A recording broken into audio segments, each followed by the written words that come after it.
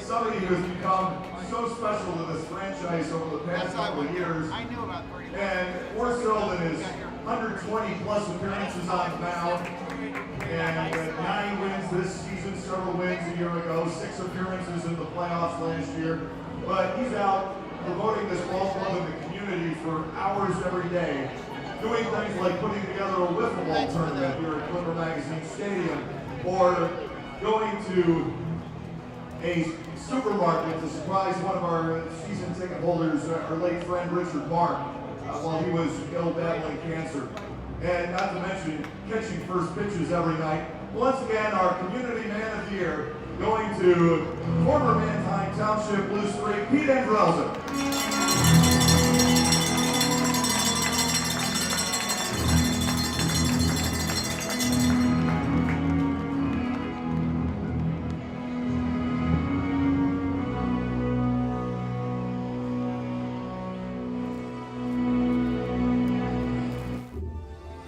This is Long Island Ducks baseball. Justin Davies at the plate, the winning run at third. Crowd going nuts. Swung on, bouncing ball left side, off the mitt, up third baseman Brad Strauss. Here comes Willie Rodriguez. Justin Davies has done it again. The Ducks are one quack away from the championship. Jason Johnson makes the catch. He makes the catch, and the Long Island Ducks have swept the Camden River Sharks.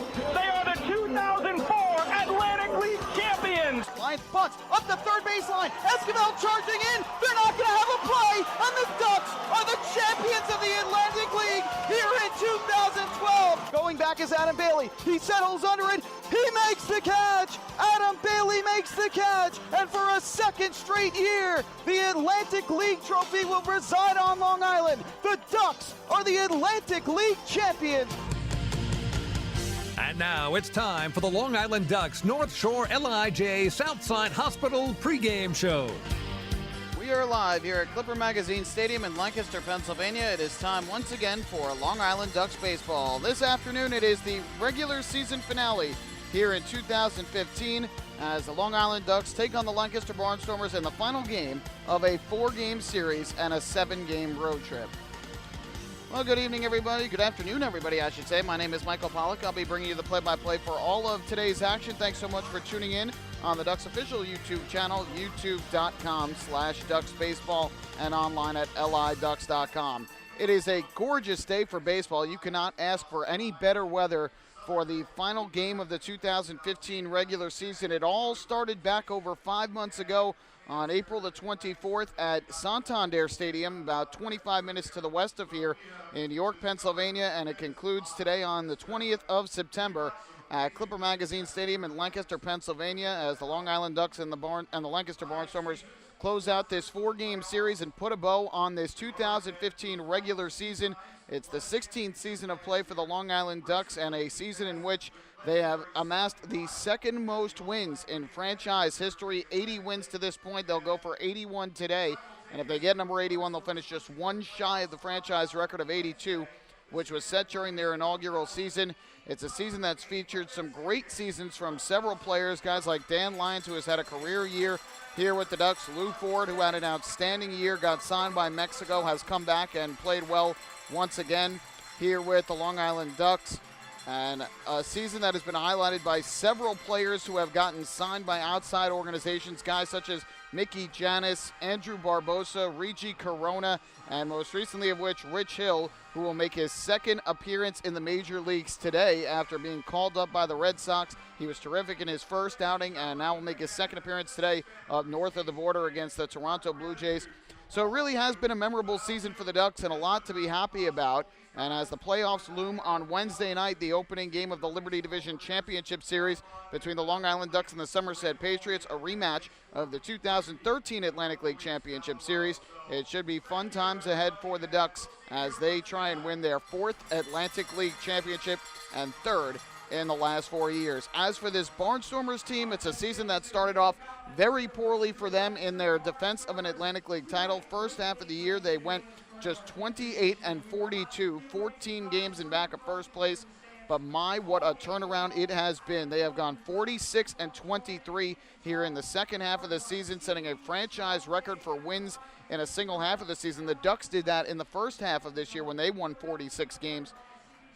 And the Barnstormers, with their terrific second half, have won the second half Freedom Division title. So they will try and become the fourth straight team to go back-to-back in winning Atlantic League titles, following the Patriots in 2008 and 2009, the York Revolution in 2010 and 2011, and the Ducks in 2012 and 2013. And we'll see if the Barnstormers can do that. They will open up their title defense on Wednesday night here at home against the Southern Maryland Blue Crabs. We will take a break here on the pregame show. When we come back, we will recap last night's game between the Ducks and the Barnstormers, a very heartbreaking loss for the Ducks in a game in which they led 5-1 going into the bottom of the ninth and 7-5 going into the bottom of the 10th. But the Barnstormers, as they've done so many times here in the second half, battling back and finding a way to win the game, doing so 8-7. We'll be right back here at Clipper Magazine Stadium.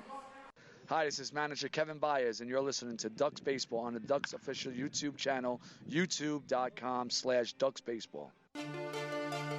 North Shore LIJ Southside Hospital in Bayshore is the healthcare heart of our community. We provide outstanding healthcare right here at home with centers of excellence in cardiology, orthopedics, neurosciences, women's health services, and much more. Experience counts, and North Shore LIJ Southside Hospital has been around for nearly a century of care. For more information, please call 631-968-3000 or visit us on the web at www.nslij.com.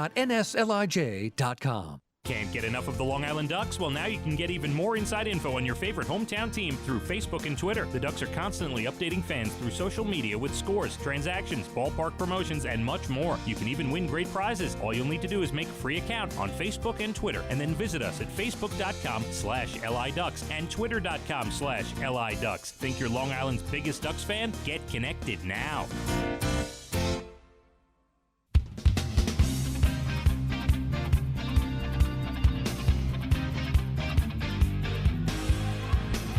Back here at Clipper Magazine Stadium in Lancaster, Pennsylvania, getting ready for today's game between the Long Island Ducks and the Lancaster Barnstormers, the final game of this 2015 regular season for both teams.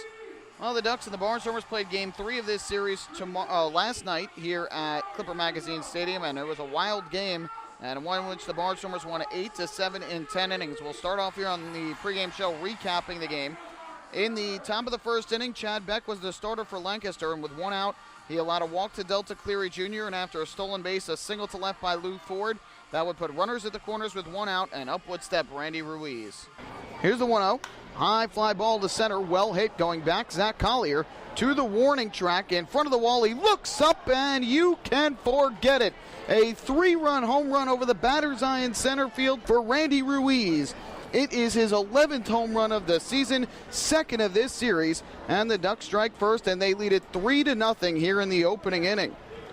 So Randy Ruiz with his second home run of the series. One went to the left of the batter's eye, one going to the right last night, and the Ducks had a 3-0 lead. Lancaster got on the scoreboard in the bottom half of the second inning on a one-out solo home run to right by Kevin Rivers, his 15th of the year.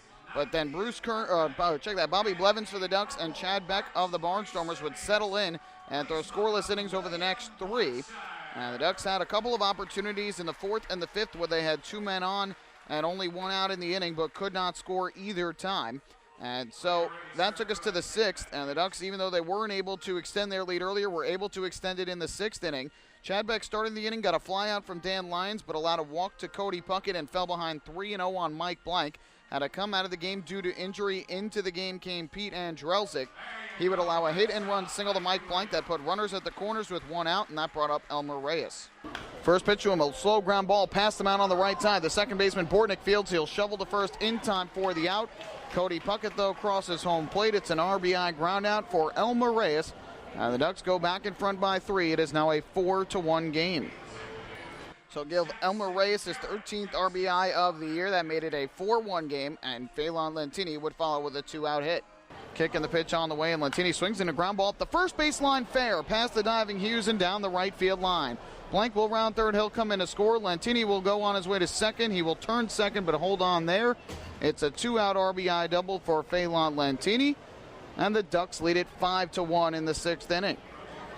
And they would take that 5-1 lead all the way into the ninth inning, despite having opportunities again in the seventh and the ninth with two men on to extend the lead. They could not do it. But the Ducks bullpen, after Bobby Blevins' 5 innings of 2-hit, 1-run ball, struck Romero, Gomez, all throwing scoreless innings, and Amalio Diaz came in the ninth trying to seal up the win, but he would not have his best stuff last night. Allowed a double and a single to open the inning, got ahead of Luke Hughes before hitting him with a pitch with the count full, and then Zach Collier fell behind 0-2, but Diaz would end up walking him with the bases loaded to force in a run, and that made it a 5-2 ball game. Diaz would settle down, strike out Anderson Feliz, get Kevin Rivers on an RBI ground out to first to make it 5-3, and all that was standing in his way of clinching the win was Charlie Cutler, the 9-hitter and catcher who had gone 0-3 before then. But Diaz fell behind in the count 2-1 and then allowed a 2-run single to left field that brought in both Hughes and Collier and tied up the game at 5 apiece. So we went to extra innings after eventually Mario Checo finally ended the 9th inning. And in the 10th inning, Cody Puckett started the inning with a single, was sacrificed to second by Mike Blank. He moved to third on a wild pitch, and Reyes came to the plate. Here's the 3-1. And Reyes swings. It's a fly ball to right. Well hit. Going back is the right fielder Rivers to the warning track at the wall, and you can forget it. A 2-run home run out to the bumper boats in right center field for Elmer Reyes. His 6th home run of the season for the Ducks. And after losing the lead in the 9th, the Ducks come back with a 2-run blast, and they take a 7-5 lead here in the 10th inning. So a big 2-run home run there for Reyes, his 2nd of the road trip, his 6th of the season with the Ducks. After joining the team on the final day of August. And Long Island went back in front 7-5, and after the rough bottom of the 9th inning, it looked like that would be an afterthought. But in the 10th inning, Mario Checo got ahead of Ken Mathis to start the inning and eventually ended up walking him. Struck out Yusuke Kajimoto for the first out of the inning, but then Luke Hughes with a double inside third down the left field line scored Mathis and made it a 7-6 game. Again, Checo would get ahead of Zach Collier, but eventually fell behind and walked him to put runners at first and second with 1 out. Anderson Feliz would follow with a base hit to center field after also falling behind in the count. That loaded up the bases. Kevin Baez took Checo out, brought in Frank DiGiulio Jr., and on an 0-1 pitch, allowed a 2-run single through the right side of Rivers, who finished with 4 RBIs in the game. It brought home both Hughes and Collier with the winning runs, and the Barnstormers with the improbable 8-7 win over the Ducks last night. The Ducks with 17 hits in the game combined have had 32 hits over the last 2 games, but have dropped both contests. And Scott Gracie got the win in relief despite allowing the 2-run home run to Reyes. He improves to 5-0. The loser, Mario Checo, fell to 0-1. The save to no one since it was a walk-off win for the Barnstormers. The game took 3 hours, 45 minutes in front of 5,986 at Clipper Magazine Stadium. So we will take another break here on the pregame show. When we come back, we will preview the pitching matchup for this regular season finale between the Ducks and the Barnstormers. Then we'll have the starting lineups and the first pitch of the game between Long Island and Lancaster. Hi, this is Bud Harrelson, and you're listening to Ducks Baseball on the Ducks official YouTube channel, youtube.com/DucksBaseball. North Shore LIJ Southside Hospital in Bayshore is the healthcare heart of our community. We provide outstanding healthcare right here at home with centers of excellence in cardiology, orthopedics, neurosciences, women's health services, and much more. Experience counts, and North Shore LIJ Southside Hospital has been around for nearly a century of care. For more information, please call 631-968-3000 or visit us on the web at www.nslij.com. Few places on earth offer the charm and excitement of Fire Island. At Fire Island Ferries, located conveniently at 99 Maple Avenue in Bay Shore, they offer convenient travel to Fire Island 7 days a week. Fire Island is quickly becoming a top destination for families of all ages. Experience the informal, carefree communities, the dazzling night scene, enjoy fine dining, or climb to the top of one of the tallest lighthouses in the United States. But there's only one way to get there, by calling Fire Island Ferries at 631-665-3600 today. For fare and scheduling information, please visit fireislandferries.com.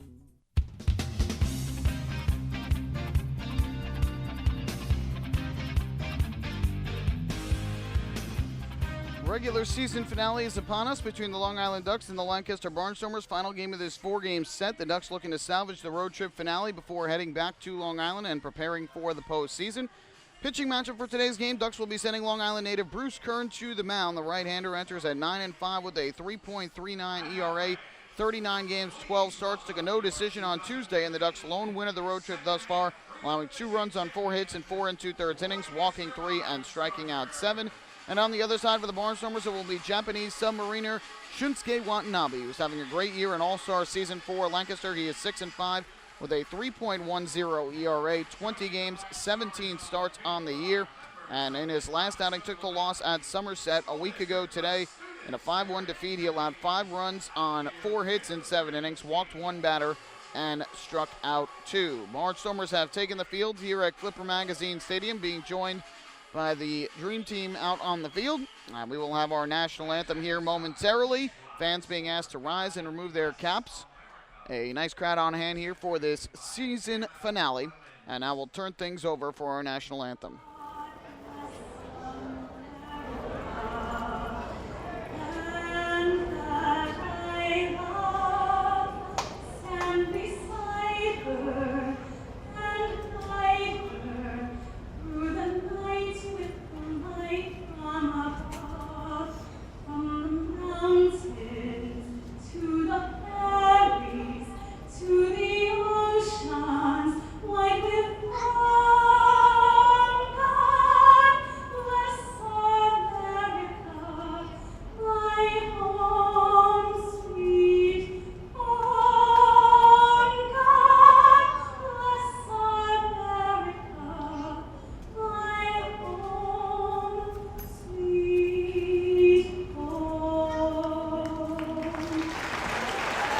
And now, fans, please join me in a moment of silence for Nicole Mathewson and Perry Pritchard.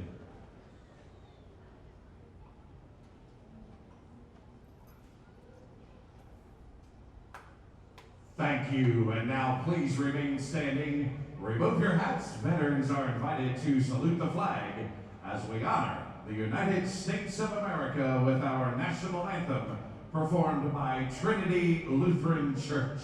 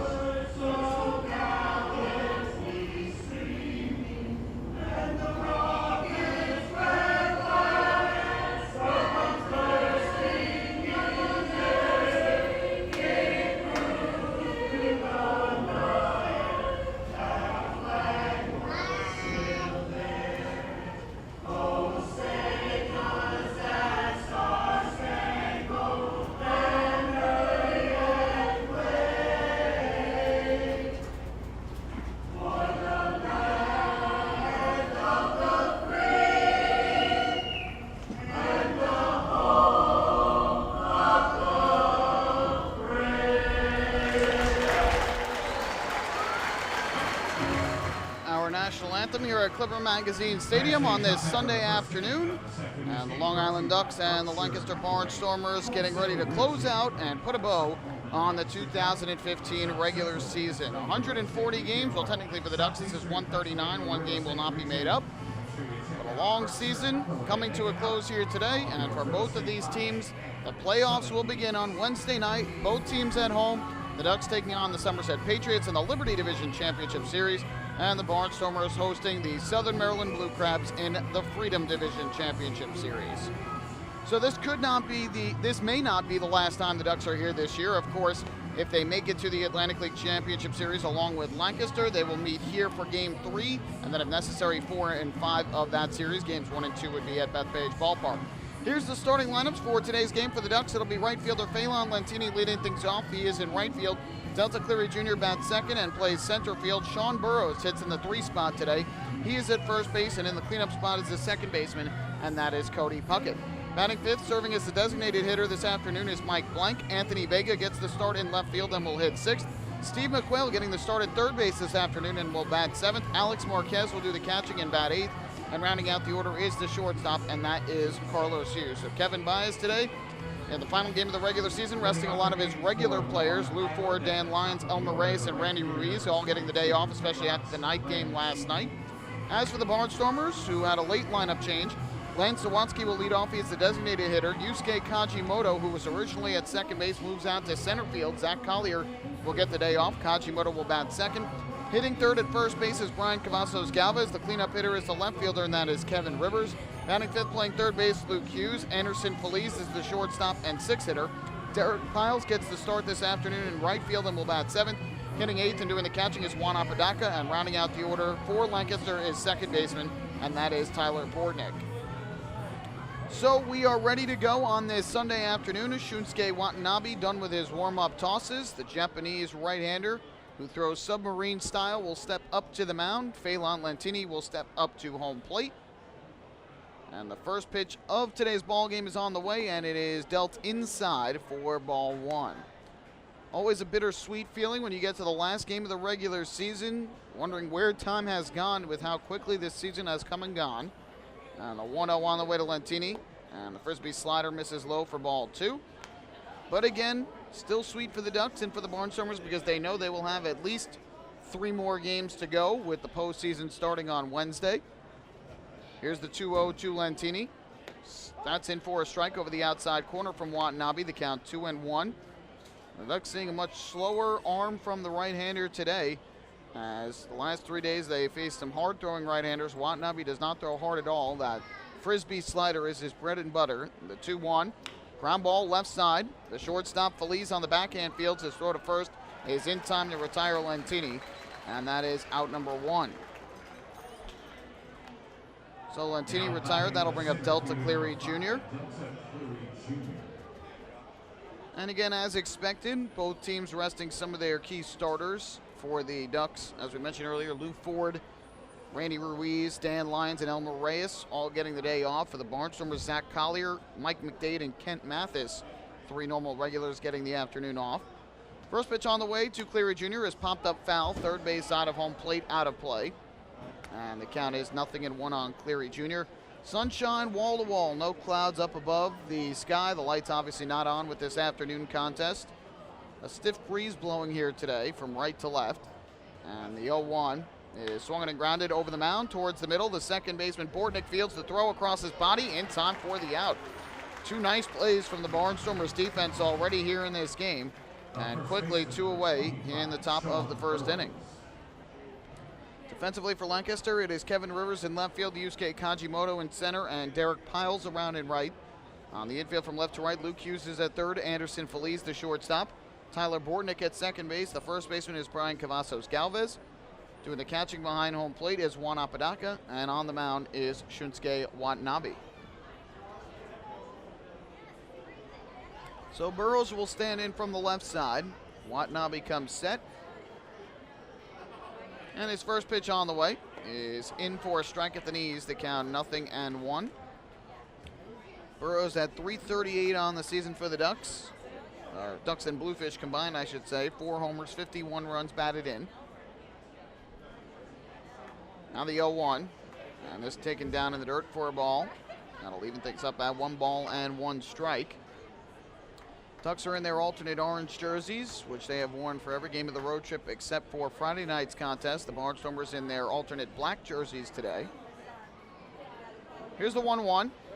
That breaking ball taken low and outside again. It's 2-1. I have been told that the black jerseys usually are the favorite for the Barnstormers, that they prefer to wear. White jerseys a little bit less comfortable, but with the sunshine today on this Sunday afternoon, surprised to see the blacks on. Here's the 2-1. Ripped on the first base side, foul, just to the right of the chalk. So Burrows missing a double there. That'll even things up at 2 balls and 2 strikes. Watanabe 1 strike away from a 1-2-3 top half of the first inning. Right-hander looks in for the sign and comes set. Here comes the 2-2 pitch to Sean Burrows, and Burrows will swing and foul this one over the screen back behind the plate.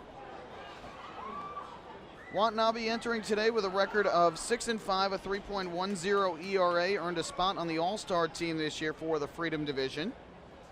That was back on July 8th at the ballpark at Harbor Yard in Bridgeport, Connecticut. Has lost 2 of his last 3 starts, but was terrific before then. Here's the 2-2.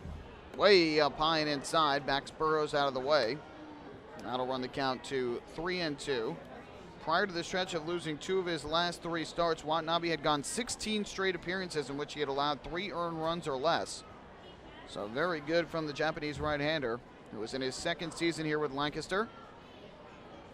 Now the payoff pitch on the way to Sean Burrows. Kicks and fires, and Burrows swings and grounds it through the left side for a base hit. So Sean Burrows reaching here with 2 down in the opening inning. A line drive single in between third and short. So Burrows is on in the top half of the first inning. That will bring up the cleanup hitter and second baseman for the day, Cody Puckett. Puckett primarily has played third base this year for the Ducks, has not played much at second like he did last year. Just 11 starts at second base. Today is his 12th. First pitch on the way from Watanabe, and Puckett takes a strike over the outside corner, 0-1. Derek Moshe is the home plate umpire for this afternoon's contest. Nate Caldwell around at first, and Joe Del Balso is at third. Now the 0-1 from Watanabe. Drops, fires, and Puckett grounds one foul up the third base line to the front of the Ducks dugout, and the count quickly 0-2.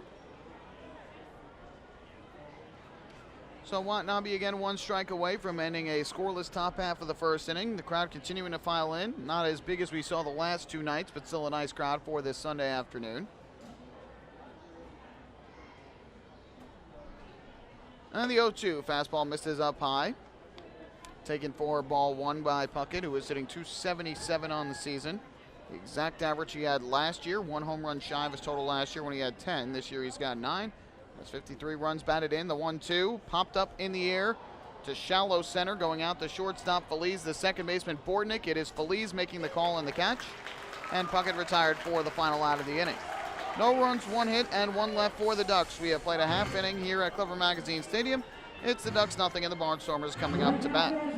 Hi, this is pitcher John Brownell, and you're listening to Ducks Baseball on the Ducks official YouTube channel, youtube.com/DucksBaseball. Beautify your patio, walkway, driveway, or pool surround with Nicoloc paving stones and walls. Nicoloc's specially formulated paver shield offers extra surface wear protection and color enhancement throughout the thickness of the paver. Paver shield guarantees that your pavers will look great for years to come. Bring home the elegance with Nicoloc. Visit the Nicoloc Design Center, Sunrise Highway, Lindenhurst, or Nicoloc.com. Let Nicoloc pavers pave your way. Enjoy the ultimate VIP fan experience at Bethpage Ballpark this season by taking in a Ducks game from the brand new Trout Town Fan Can. Presented by Roscoe Beer Company, the Fan Can is available for rental at all Ducks home games. It features 12 Dream Seat theater-style padded seats, beverage holders, an air-conditioned atmosphere, and an incredible view of the game. Packages are now available with food and beverage included. To reserve your Fan Can outing today, call the Ducks Group Sales Department at 631-940-3825. The Trout Town Fan Can at Bethpage Ballpark. Your VIP experience has arrived.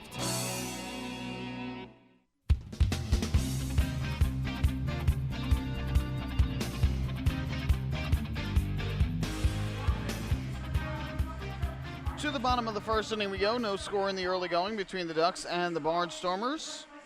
The Ducks and Municipal Credit Union teaming up again this season to present the Walk with a Purpose promotion. Every time a Long Island Ducks batter walks, Municipal Credit Union will make a donation to the Quacker Jack Foundation. Municipal Credit Union serving members since 1916.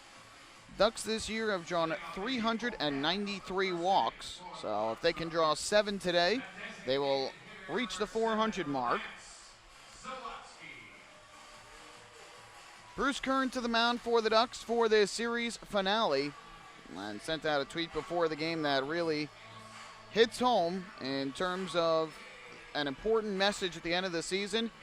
It's not how you start, it's how you finish, and it's not over. Last regular season start today, then the playoffs. And so, again, Bruce Kern looking to finish the season strong today, and ultimately, this is not the finish for the Ducks. They will have at least one, hopefully 2 playoff series to come, one against the Patriots, and then if they advance, against the Freedom Division champion as they try for their 4th Atlantic League title. First pitch on the way to Lance Sawatsky. He swings and hits a fly ball to left. Well hit. Going back into the corner is Anthony Vega. Still racing back. He looks up, and you can forget it. No, they're going to say he's going to stop at second. They say it is a double.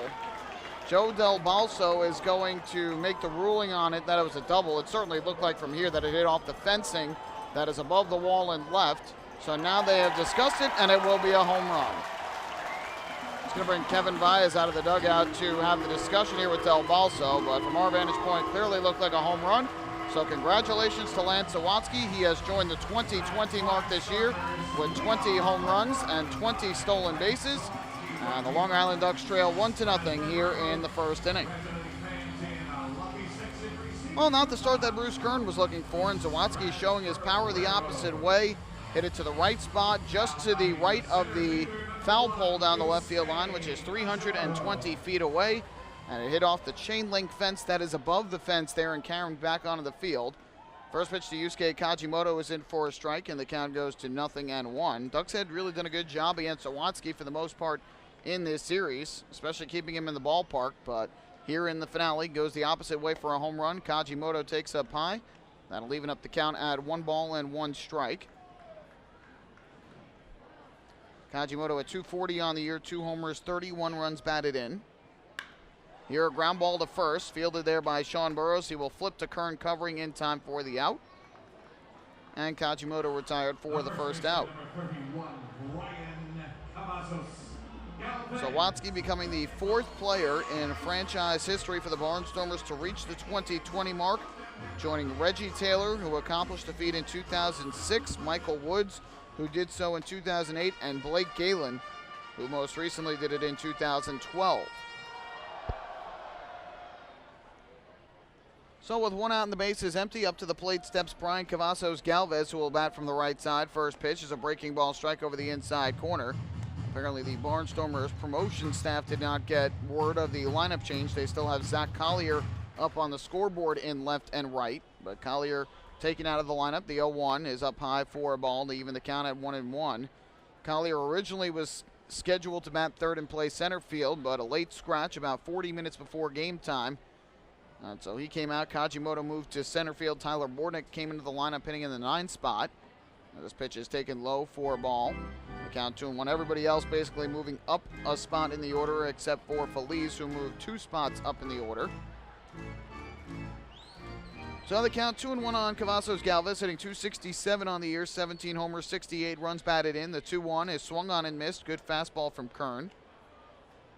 Cavazos Galvez cuts through it, and that evens things up at 2 balls and 2 strikes. Looks in for the sign from Marquez, does Kern, and the 2-2 is a fastball in for a called strike 3. First strike out of the day for Bruce Kern, and that is the 2nd out here in the first inning. Defensive lineup for the Ducks today: Anthony Vega gets the start in left field. Delta Cleary Jr. is in center. Phelan Lentini around and right. On the infield from left to right, it is Steve McQuail at third base. The shortstop is Carlos Hughes. Cody Puckett gets the start at second. The first baseman is Sean Burrows. Behind home plate doing the catching is Alex Marquez. And on the mound for the Ducks is Bruce Kern. First pitch on the way to Kevin Rivers, misses low. And the count goes to 1-0. Rivers sitting in the cleanup spot. He's the left fielder. 251 on the year, 15 home runs, and 46 runs batted in. The 1-0 pitch, not taken low and inside again from Rivers, who was the hero last night. Finished with 4 runs batted in the game, none bigger than his 2 RBI single through the right side in the bottom of the 10th. That gave Lancaster the improbable 8-7 win over the Ducks. 2-0, swing and a miss. Good fastball over the outside corner. Rivers swings through it, and the count 2-1. Barnstormers lead the league in home runs this year. The one hit by Sawatsky, the 119th of the season hit by Lancaster. The 2-1, swinging a pop-up foul, third base side, upstairs and out of play. And that will even things up at 2-2.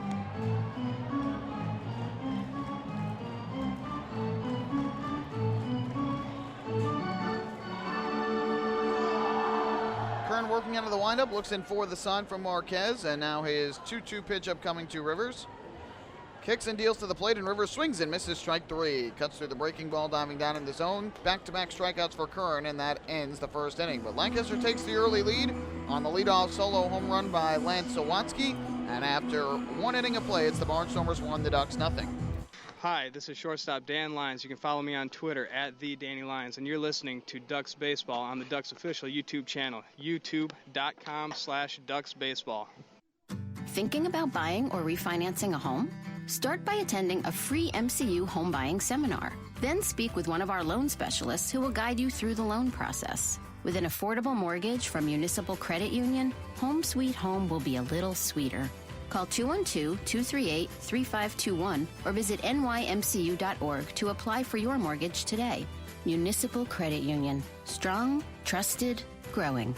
Municipal Credit Union is an equal housing opportunity lender. M&V Limousines is the official bus company of the Long Island Ducks. Family owned and operated, they've been in the business for over 23 years. M&V Limousines offers coach buses with Wi-Fi and restrooms, party buses, exotic limousines, and so much more. Whether you're looking for transportation for weddings, proms, corporate outings, or long-distance trips, they've got the right vehicle for you. Visit their showroom in Comac or check them out online at mvlimo.com. M&V Limousines, the official bus company of the Long Island Ducks.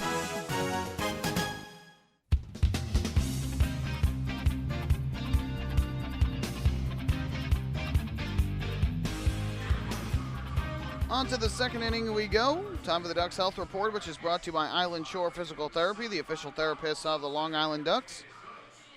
Ducks are a healthy bunch as they close out the regular season today, and that is certainly what you want to have be the case when you head into the postseason. Kevin Baez just giving a bunch of his regulars the day off with the day game after the night game in this regular season finale that, for the most part, has no meaning for either of these two teams. Obviously, both want to end this season on a high note. The Ducks want to end on a win to close out the road trip. The Barnstormers trying to pick up a sweep of the series against the Ducks to close out this season and finish the homestand with a record of 7-0.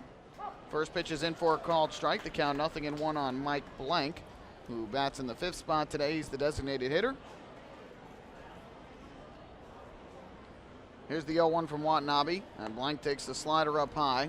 Evens things up at 1-1. So Lou Ford, Dan Lyons, Elmer Reyes, Randy Ruiz all getting the day off. For Ford, it's his 3rd day off of the road trip. For Ruiz and Lyons, their 2nd. Here's the 1-1. Breaking ball, outside corner, another called strike. Blank thought it was too far outside. And the count goes to 1-2. That's what's to be expected here in the final road trip of the season. The Ducks clinching on Tuesday night. The Barnstormers clinching a playoff spot on Wednesday.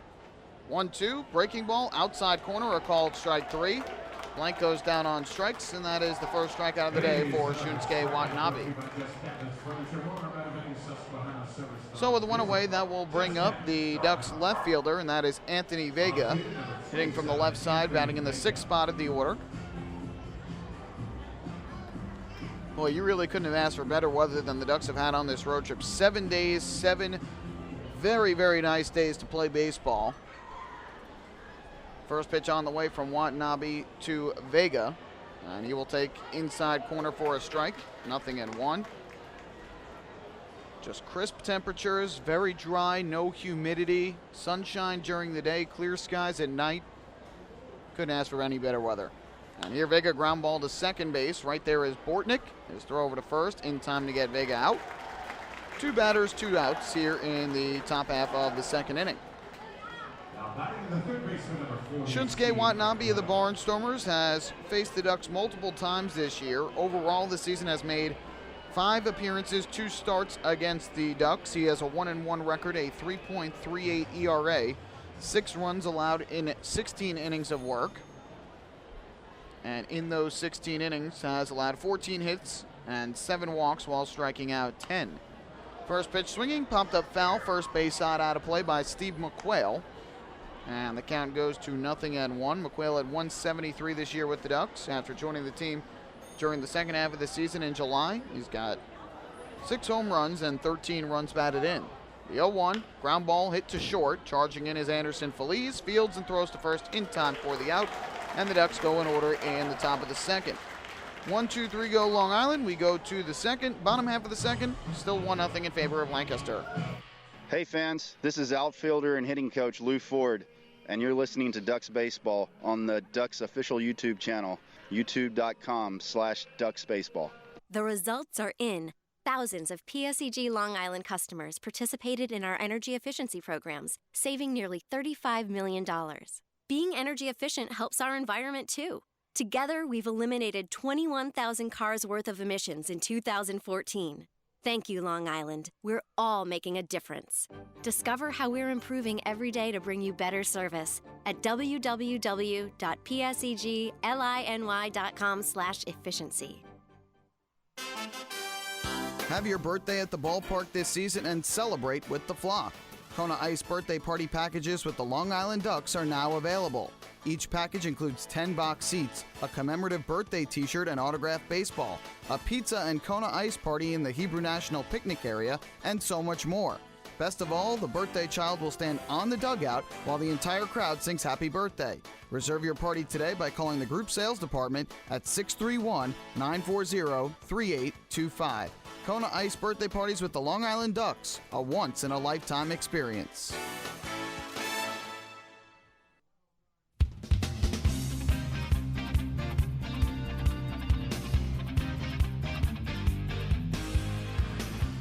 Bottom of the second inning, no score between the Long Island Ducks and the Lancaster Barnstormers. Here in the final game of the regular season, well, once again, the Ducks will return home after the game today. Journey there will begin on Wednesday night, Game 1 of the Liberty Division Championship Series at Bethpage Ballpark against the Somerset Patriots. 6:35 start time on Wednesday night, as well as on Thursday night for Game 2 of the series. And in the drive to the title, the first 1,000 fans in attendance at both Tuesday and Wednesday night's games will receive a drive to the title rally towel courtesy of News 12. Ducks also teaming up with Island Harvest Food Bank to host food drives before each game. Fans encouraged to donate non-perishable food items by dropping them off in the collection bins outside the Bethpage Ballpark entrance gates on the plaza. First pitch to Luke Hughes is a fastball that misses inside for ball one. And if you purchase your playoff tickets online, $1 of your ticket will be donated to Island Harvest. Just type in the code DRIVE at checkout, D-R-I-V-E. Swing and a miss by Hughes, good fastball. And that will even things up at 1-1. Hughes at .241 on the year. He's got 11 home runs, 35 runs batted in.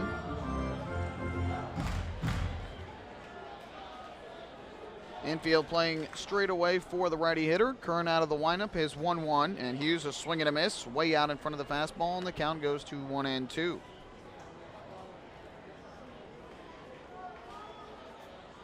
Still remains to be determined the postseason rotation and has not been announced by Kevin Baez just yet. The 1-2 pitch on the way from Kern. Lifted in the air to center field. On the run in is Delta Cleary Jr. He'll make the catch about chest high for the first out of this second inning. The shortstop, number 19, Anderson. Have to think logically with the way they have pitched this year. It will likely be some form of a combination in no particular order of John Brownell, Darren Downs, Bobby Blevins, and Bruce Kern. But of course, that still remains to be determined. The Ducks will have 2 days to prepare for the playoffs before they open on Wednesday night. And likely the rotation will come out at some point during that stretch. First pitch on the way from Kern to Feliz. He squares to bunt, pulls back and takes inside for ball one. The lineup that the Ducks had last night very well could also be the lineup that the Ducks used during the playoffs, but not yet revealed for sure. Not sure if it's even been decided upon. 1-0 is a drag bunt attempt by Feliz, and he went around. Missed the pitch from Kern. They count 1-1. However, the Ducks surely, once they find out for sure about the rotation and the roster as well as the lineup, swing and a miss here. Off in front of the off-speed pitch was Anderson Feliz, and they count 1-2. Likely will be posted on the team's official blog, quackofthebat.wordpress.com. That'll be a good spot to go for all your playoff news and information in preparation of the postseason, which begins on Wednesday night. Time called by Feliz as Kern was about to start his delivery. With a 1-2 count. Feliz on the year at 272, 7 home runs, 44 runs batted in, and the 1-2 breaking ball taken low. Good eye by Feliz. The count even up at 2 balls and 2 strikes. He'll be followed by Derek Piles, who will get his first action of this series.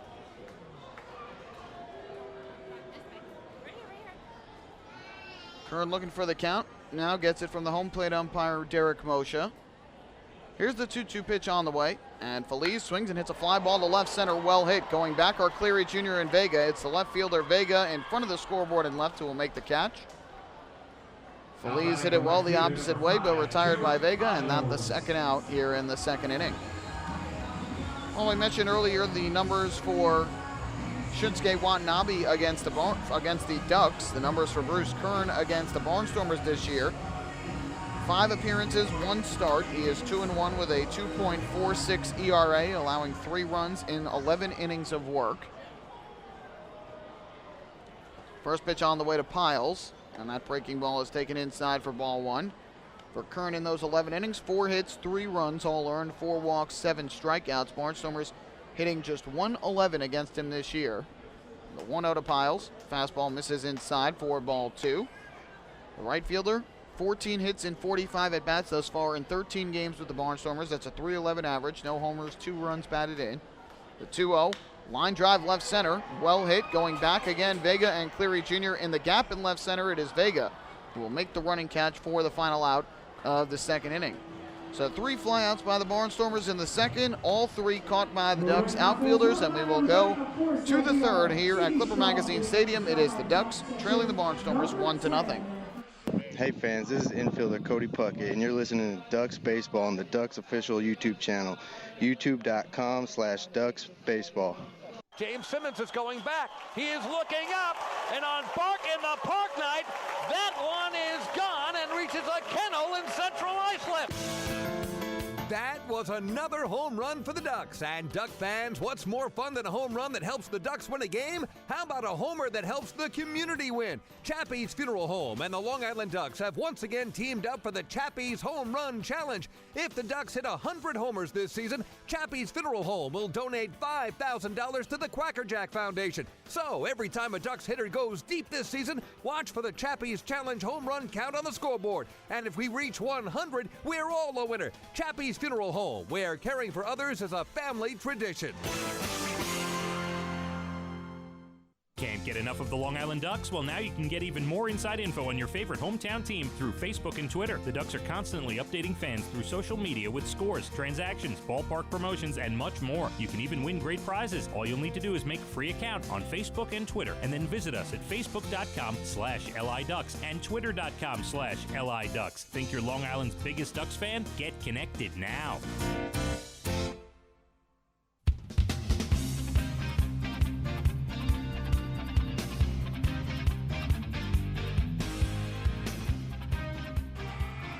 Inning number 3 here at Clipper Magazine Stadium. It's the Ducks trailing the Barnstormers 1-0 on the Lance Sawatsky solo home run.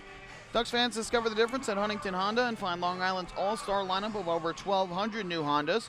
Huntington Honda steps up to the plate to treat every customer with no pressure, respect, and Grand Slam service after the sale. Discover the difference in a winning buying experience at HuntingtonHondaCars.com, and then visit Huntington Honda on Jericho Turnpike just east of Route 110. So the Ducks looking to pull even here in this ball game as we move to the third inning. It will be the 8, 9, and 1 hitters for the Ducks. Alex Marquez, Carlos Hughes, and Phelan Lantini due up to the plate.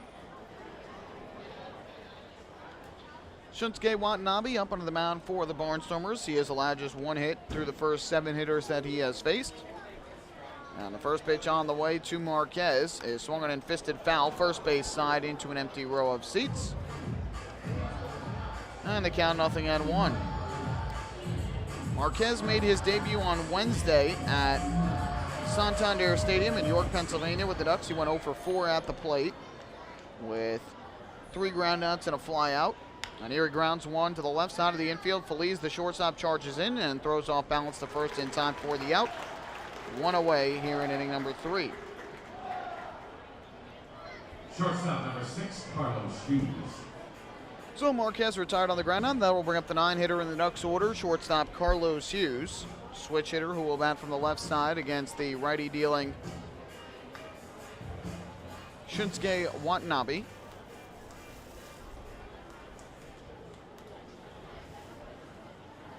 Right-hander looks in for the sign and comes set. First pitch on the way from Watanabe to Hughes. And that one grounded to the right side. Backing up is the first baseman, Cavazos Galvez. He will flip it to Watanabe covering. Hughes retired on the ground out and quickly 2 away here in the second inning on just 3 pitches. That'll leave it up to Phelan Lantini, the leadoff hitter in the Ducks order, and right fielder for Long Island.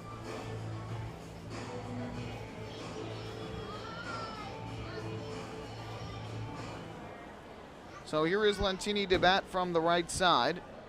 First at bat, he grounded out to the shortstop Feliz, who has seen a lot of action already here in this game. First pitch on the way, and that is taken for a strike. The count 0-1. He's had 3 ground balls hit to him thus far, as well as a pop-up. So 0-1 on Lantini, who enters today at .292 on the season. 0-1 pitch on the way, and Lantini takes a breaking ball that misses low and outside to even up the count at 1-1. Yesterday, Lantini had 2 hits and 6 at-bats, a double and a single, and drove in a run, his 21st run batted in of the year. Here's the 1-1. Line drive to right, well hit. Going back into the corner is Piles. He won't get it. It lands fair and will head into the corner. Lantini will motor around first, dig in a second, and he will stop right there with a 2-out double. Well, his double in last night's game, which also went to right field, came with 2 outs. It was in the 6th inning. So he's now got 13 doubles this year with the Ducks. Long Island with the tying run in scoring position and 2 out. And that will leave it up to Delta Cleary Jr. Good piece of hitting by Lantini, who played here with the Barnstormers during their magical 2012 season, which they led the Atlantic League in wins in almost every category, and then lost to the Ducks in the 5-game Atlantic League Championship Series. What a terrific series that was between these 2 teams. First pitch on the way. Breaking ball is in for a called strike over the outside corner, and the count goes to 0-1. Cleary Jr. a ground out up the middle his first time up. A nice play made by second baseman Tyler Bortnick. Looking for a single here to tie the game at 1. The 0-1, and Cleary Jr. takes a breaking ball up high. Evens things up at 1-1. That wind, which originally was blowing out towards the left field foul pole, seems like it is now blowing in towards the left field line. You can hear it sometimes howling through our crowd mic. Fake and a turn back to second base by Watanabe, just keeping an eye on Lantini. Nothing doing there, though. So it'll be a 1-1 pitch. Watanabe kicks and fires, and Cleary Jr. a line drive down the left field line, slicing foul and into the seats. Ball bounces up onto the lawn seating area, and a handful of kids go chasing after it. So Cleary Jr. behind in the count 1-2. One thing the Ducks certainly did much better of yesterday was drawing walks. They picked up 5 in the game after the last 4 games getting just 1 walk in each. Still, though, did not add up to a win. Looking for their first walk of the day. The 1-2. Cleary Jr. swings, a late swing, and he pops it foul again down the left field line. This one much further back and up onto the concourse. So we will do it once again at 1-2.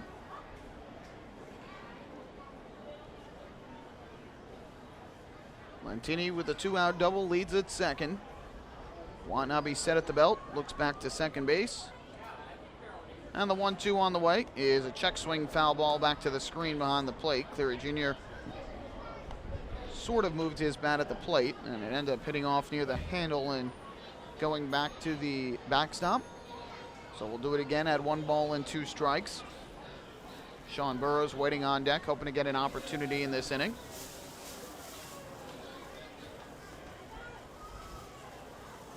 Watanabe ready to go. Looks to second base. Deals to the plate, and Cleary Jr. will swing and slash this one foul to the third base side of the screen, back into the crowd. Went into the last row of seats, just to the third base side of the screen. Everybody, though, seems to be okay. That is always good news. Another 1-2 pitch coming. Watanabe kicks, fires, and Cleary Jr. a swing and a miss. Strike 3, way out in front of that frisbee slider from Watanabe. His second strikeout of the game. And the Ducks strand the runner at second. No runs, 1 hit, 1 left on base. We have played 2.5. It is the Barnstormers 1 and the Ducks nothing. Hey fan, this is outfielder Delta Cleary Jr. and you're listening to Ducks Baseball on the Ducks official YouTube channel, youtube.com/DucksBaseball. Spring into a new Honda at Huntington Honda and pay $59 a month for a new 2015 Honda Civic LX sedan. $59. So spring into Huntington Honda on Jericho Turnpike just east of Route 110 or HuntingtonHondaCars.com. Huntington Honda, discover the difference. Auto 24-month lease, total due at inception. Civic $31.90 includes bank fee, first month's payment, no security deposit. Taxes, DMV, title fees extra with excellent credit through HFS. Baseball fans, the Long Island Ducks mobile app has officially arrived. Powered by Clear Vision Apps, it's your one-stop shop for all things Ducks baseball. Buy tickets straight from your mobile device. Receive game status updates with push notifications. Check out up-to-the-minute news and scores and interact with the Ducks on social media. Best of all, it's free. Download the Ducks mobile app today by visiting the App Store on your Apple-powered device or Google Play on your Android-powered device. The Long Island Ducks mobile app, with you wherever you flock to.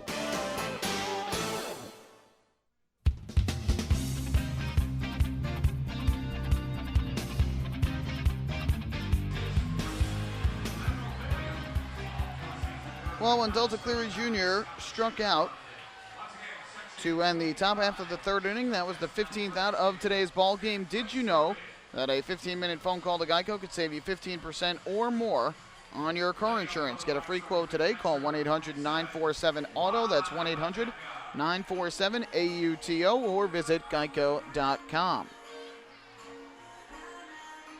Barnstormers have already announced their Game 1 and 2 starters of the postseason.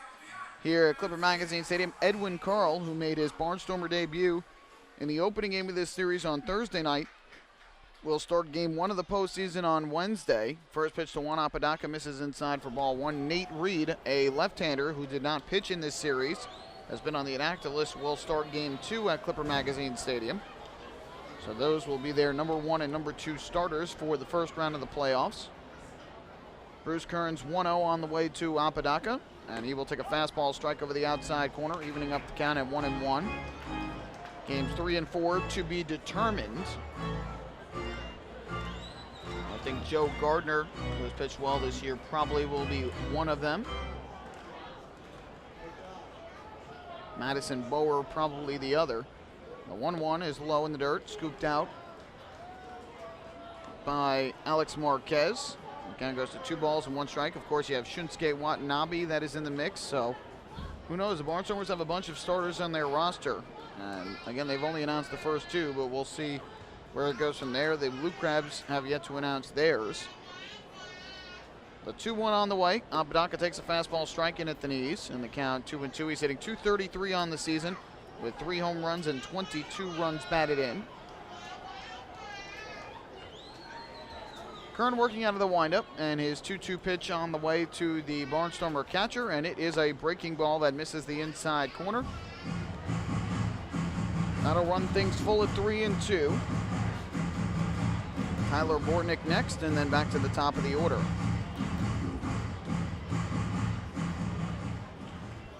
From the windup, here's the payoff pitch. Kicks and fires, and the fastball just missing the outside corner.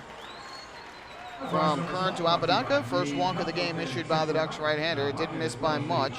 We'll have the leadoff man on for the Stormers here in inning number 3.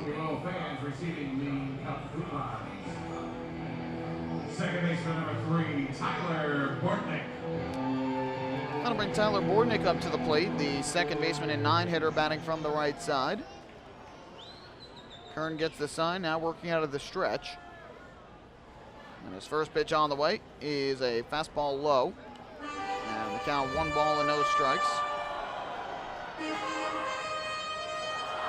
Bortnick at .276 on the year, 1 home run, 22 runs batted in. Here's the 1-0. And that fastball missing up and inside, so Kern having a little bit of trouble finding the strike zone here in the third. He's behind 2-0 on Tyler Bordnick. Barnstormers a very patient team. They've shown throughout the course of this series, taking a lot of pitches out of the zone, forcing the Ducks to throw strikes. Here comes a 2-0 pitch, and that misses downstairs. Ball 3 from Kern, and he's in danger of walking the first 2 hitters here in the bottom of the third inning. Lancaster has a 1-0 lead on the opposite field solo home run in the first by Lance Zawatsky, his 20th of the season.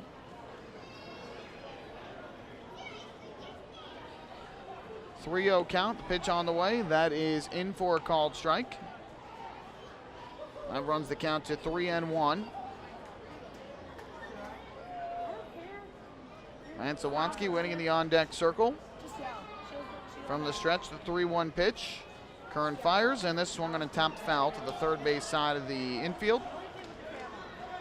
3 balls and 2 strikes, and Kern trying to battle back and get the first out of this inning. Again, Bordnick originally wasn't supposed to be playing today, was not in the original starting lineup given to us, but ended up getting put in there after Zach Collier became a late scratch. Here comes a 3-2. Runner from first is not going. The pitch is hit in the air to center field. Delta Cleary Jr. jogging in a few steps. Camps under it, makes the catch, and Bordnick retired for the first out. A good job by Bruce Kern to battle back and get the out after falling behind at 3-0. Lance Zawatsky.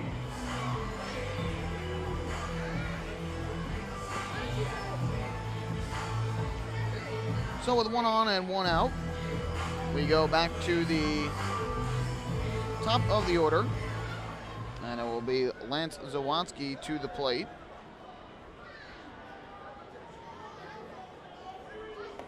First pitch on the way is taken low and inside for a ball. The count goes to 1-0. Zawatsky, the opposite field solo home run in the first inning, becoming the 4th Barnstormer player to reach the 2020 mark here. A foul ball by Zawatsky. Now leaving things up at 1-1. He's got 20 home runs, 20 stolen bases exactly.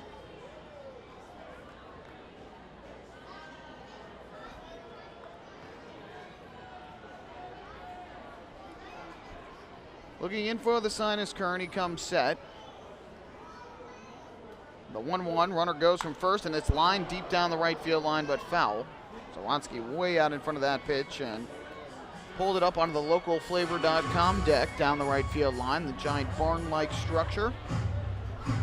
Fans can go enjoy a treat among brightly colored tables and fake palm trees.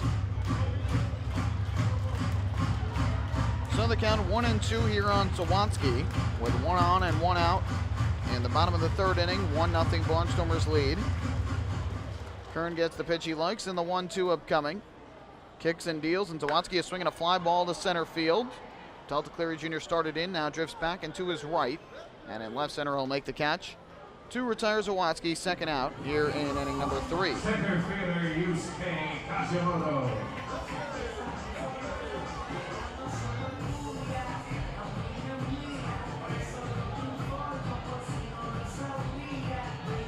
So a 2-way up to the plate steps Yusuke Kajimoto, who rounded out to first base in his first trip to the plate back in the opening inning.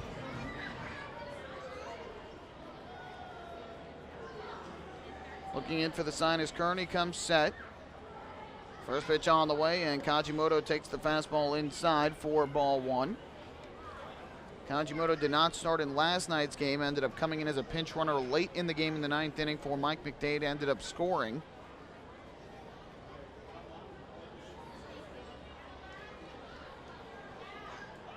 Here comes a 1-0. Kern waiting, now deals to the plate, and this swung on and fouled back to the backstop behind home plate.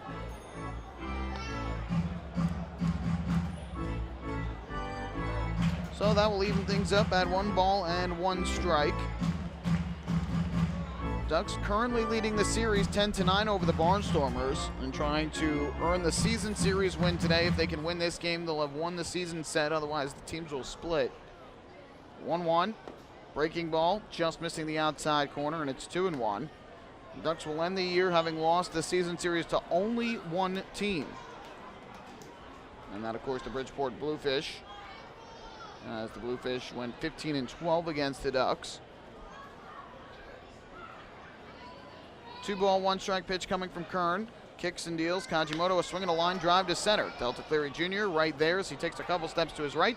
Makes the catch on the side, retired. So a walk to start the inning, but 3 straight flyouts since. That ends the inning, 1 left on base. We will head to the 4th at Clipper Magazine Stadium. Ducks trailing the Barnstormers 1-0. Hey fans, this is relief pitcher Bruce Kern, and you're listening to Ducks Baseball on the Ducks official YouTube channel, youtube.com/DucksBaseball. Few places on earth offer the charm and excitement of Fire Island. At Fire Island Ferries, located conveniently at 99 Maple Avenue in Bay Shore, they offer convenient travel to Fire Island 7 days a week. Fire Island is quickly becoming a top destination for families of all ages. Experience the informal, carefree communities, the dazzling night scene, enjoy fine dining, or climb to the top of one of the tallest lighthouses in the United States. But there's only one way to get there, by calling Fire Island Ferries at 631-665-3600 today. For fare and scheduling information, please visit fireislandferries.com. Hey Ducks fans, stay up to date with Long Island's hometown team by visiting Quack of the Bat, the official blog of the Long Island Ducks. Quack of the Bat will bring Ducks fans beyond the headlines with in-depth feature articles, breaking news stories, game previews, post-game wrap-ups, and so much more. Interact with the team during the entire season through quotes directly from the players and coaches, as well as exclusive video clips and photos. Check out the blog today at quackofthebat.wordpress.com. Quack of the Bat, the official blog of the Long Island Ducks.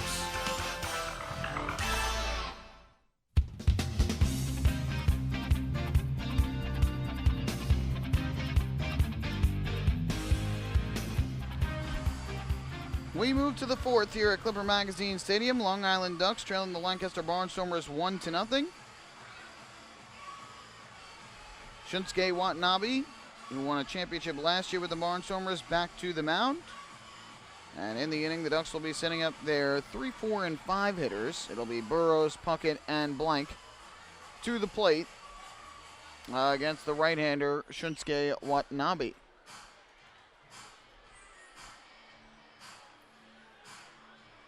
Well, today's 4th inning trivia question is about the Japanese submariner who formerly pitched in the Japanese major leagues and had an 87-82 record there. But as recently as 2014 in spring training, he made 3 appearances with a major league team. The question, who was the major league team that he made 3 appearances for in spring training back in 2014? Sean Burrows, a ground ball through the right side for a base hit to start off the 4th inning. So the Ducks with 3 hits in the game. 2 of them have been singles off the bat of Sean Burrows. And the leadoff man on for the Ducks for the first time in this game. Good start to the 4th. That'll bring up Cody Puckett. We'll let you think about the trivia question. We'll give you the answer in the bottom half of this 4th inning. Ducks looking to pull even. Here is Puckett to the plate from the right side. And the first pitch on the way is a frisbee slider that misses up and outside for a ball. The count goes to 1-0.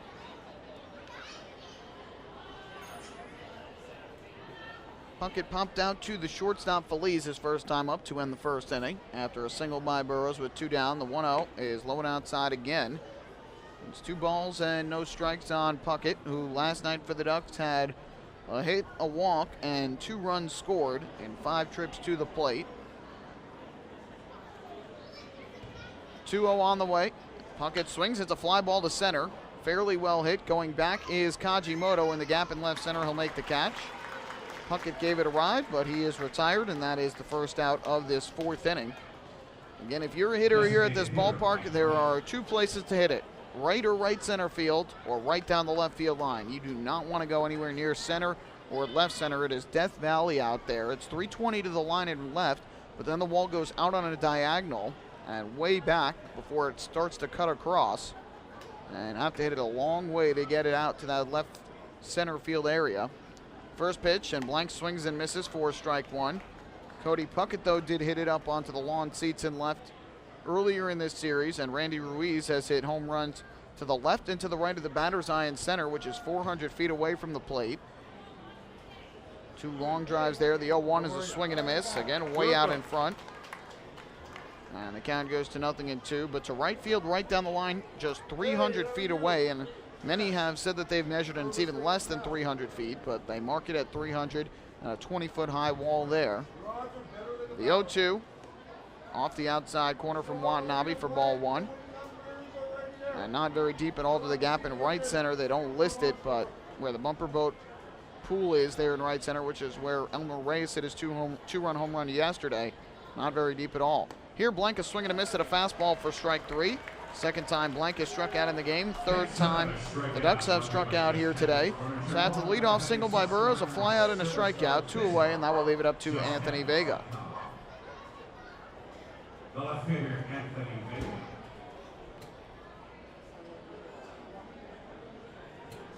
So up to the plate will step Anthony Vega, who will bat from the left side. First at bat, a ground out to second base. That was back in the second inning. First pitch on the way, and Vega takes a breaking ball down and in for ball 1. He came into today hitting .265 on the year with 4 home runs, 27 RBIs combined between the Ducks and the Blue Crabs. From the stretch, the 1-0. Kicks and fires, and Vega swinging a ground ball to first. Fielded on a hard hop by Cavazos Galvez. He'll take it to the bag himself, and the side retired. So a leadoff single by the Ducks goes to waste. No runs, 1 hit, 1 left. We played 3.5. It is the Barnstormers still in front of the Ducks, 1-0. Hey fans, this is outfielder Phelant Lentini, and you're listening to Ducks Baseball on the Ducks official YouTube channel, youtube.com/DucksBaseball. Hey, Ducks fans, the official hotel of the Long Island Ducks is the Upsky Long Island Hotel in Hauppauge. It's centrally located on the north shore of Long Island and offers a home away from home for both business and leisure guests. The Upsky Long Island Hotel features an indoor pool, 24-hour business center, a fitness center, and complimentary Wi-Fi in all guest rooms. Enjoy the contemporary American cuisine at the Fountain Grill restaurant or grab a quick bite to eat at Cafe Pronto. Best of all, it's only minutes from Bethpage Ballpark. The Upsky Long Island Hotel, the official hotel of the Long Island Ducks. Call 231-1100 today. That's 631-231-1100. Family fun every time. Beautiful evening for baseball. Big action every time. He reaches up, it's gone! Great value every time. And the Ducks have won it 7-1. The Ducks schedule is loaded with new promotions this season, and with an average ticket price of just $10 and free parking, there is no better value on Long Island. For game times and tickets, visit liducks.com. Long Island Ducks Baseball. Good times every time.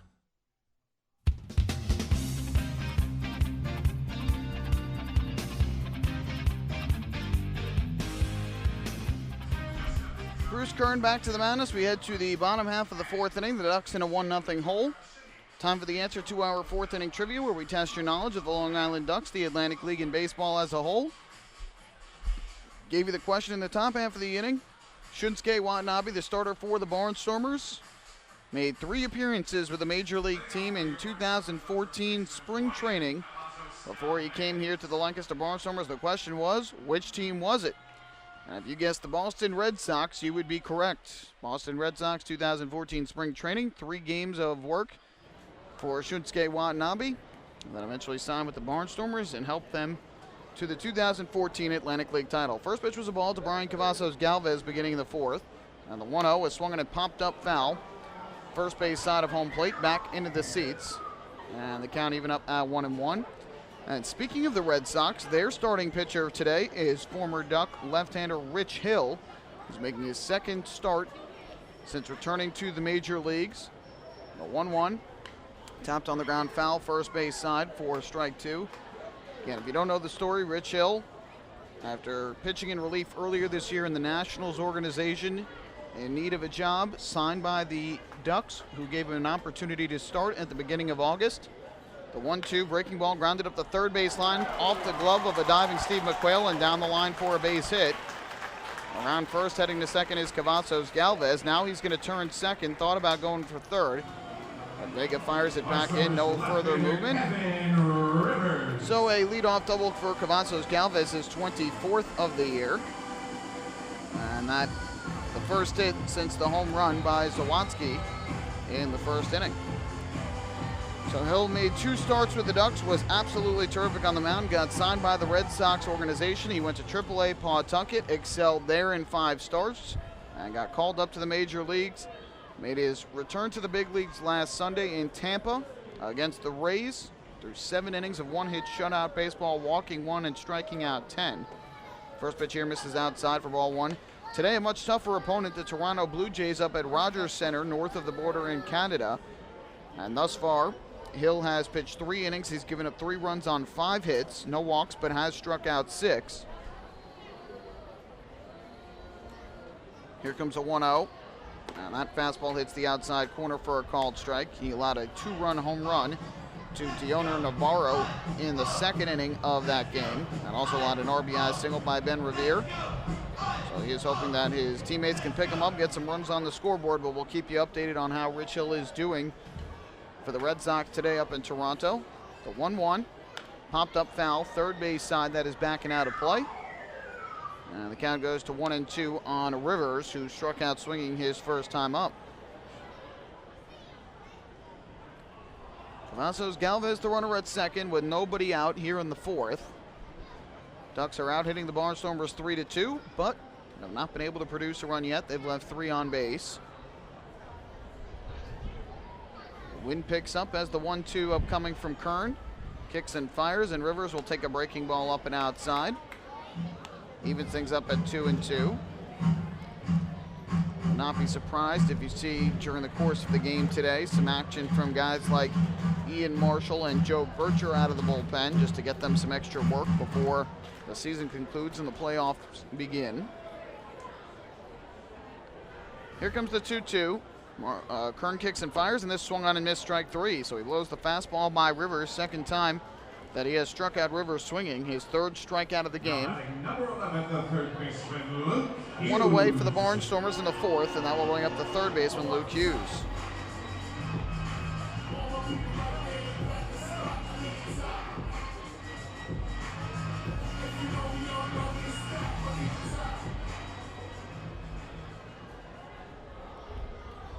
So that'll bring up Hughes in this righty-righty matchup.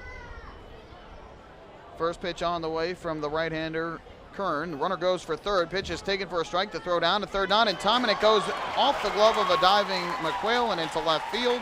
Cavazos Galvez will score on the throwing error by Marquez, and it's Lancaster 2 and Long Island nothing.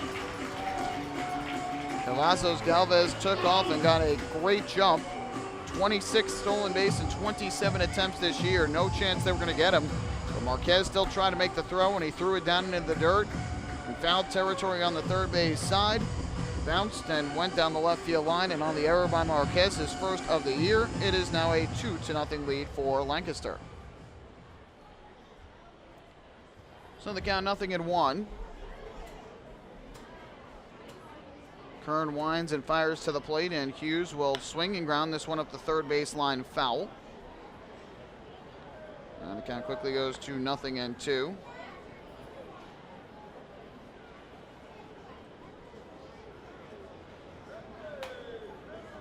Hughes in his first at bat lifted a fly ball to center field that was caught by Cleary Jr.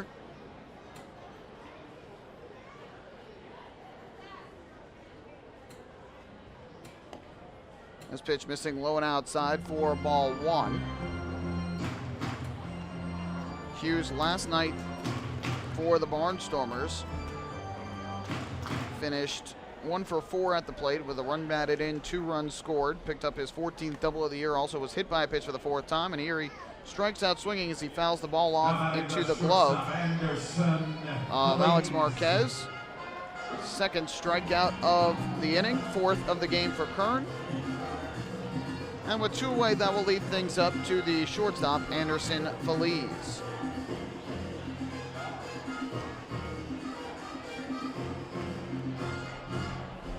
So the Barnstormers looking to end the season with a 7-0 homestand and a 4-game sweep of the Ducks, and they have jumped out to the 2-0 lead. First pitch on the way to Feliz, and he takes the breaking ball down low.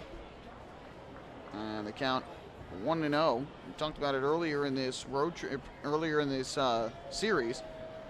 The Ducks have been making some errors over the last few games. This pitch misses low. It's 2-0. First 2 games of the road trip, And last weekend against Sugar Land, Ducks did not commit a single error.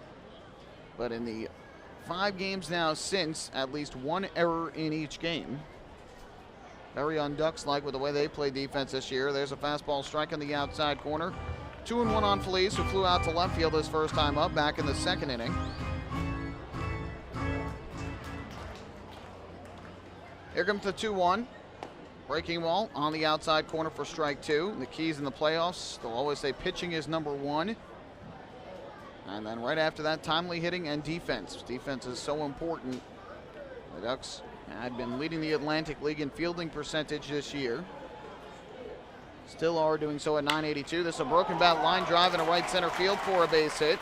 Delta Cleary Jr. racing into the gap to get it. Feliz on his horse. He rounds second. Will go for third. The relay throw coming in, not in time.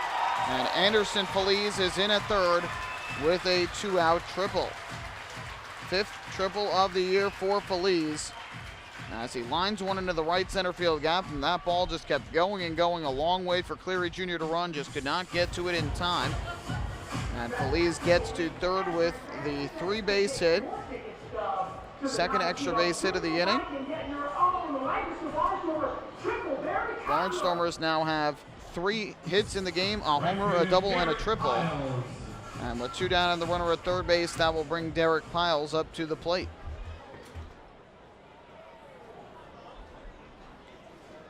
Kern comes set, his first pitch on the way to Piles. Kicks and fires, and this is swung on and lifted in the air to right center field. Lentini and Cleary Jr. converging in the gap. It is the right fielder Lentini who makes the running catch to end the inning. Barnstormers end up with a run on 2 hits in the inning, 1 error, and they leave 1 on base. We are now through 4 here at Clipper Magazine Stadium. It is Lancaster 2 and Long Island nothing. Hey fans, this is pitcher Bobby Blevins, and you're listening to Ducks Baseball on the Ducks official YouTube channel, youtube.com/DucksBaseball. Beautify your patio, walkway, driveway, or pool surround with Nicoloc paving stones and walls. Nicoloc's specially formulated paver shield offers extra surface wear protection and color enhancement throughout the thickness of the paver. Paver shield guarantees that your pavers will look great for years to come. Bring home the elegance with Nicoloc. Visit the Nicoloc Design Center, Sunrise Highway, Lindenhurst, or Nicoloc.com. Let Nicolac Paver, let Nicolac Pavers pave your way. Enjoy the ultimate VIP fan experience at Bethpage Ballpark this season by taking in a Ducks game from the brand new Trout Town Fan Can. Presented by Roscoe Beer Company, the Fan Can is available for rental at all Ducks home games. It features 12 Dream Seat theater-style padded seats, beverage holders, an air-conditioned atmosphere, and an incredible view of the game. Packages are now available with food and beverage included. To reserve your Fan outing today, call the Ducks Group Sales Department at 631-940-3825. The Trout Town Fan Can at Bethpage Ballpark. Your VIP experience has arrived.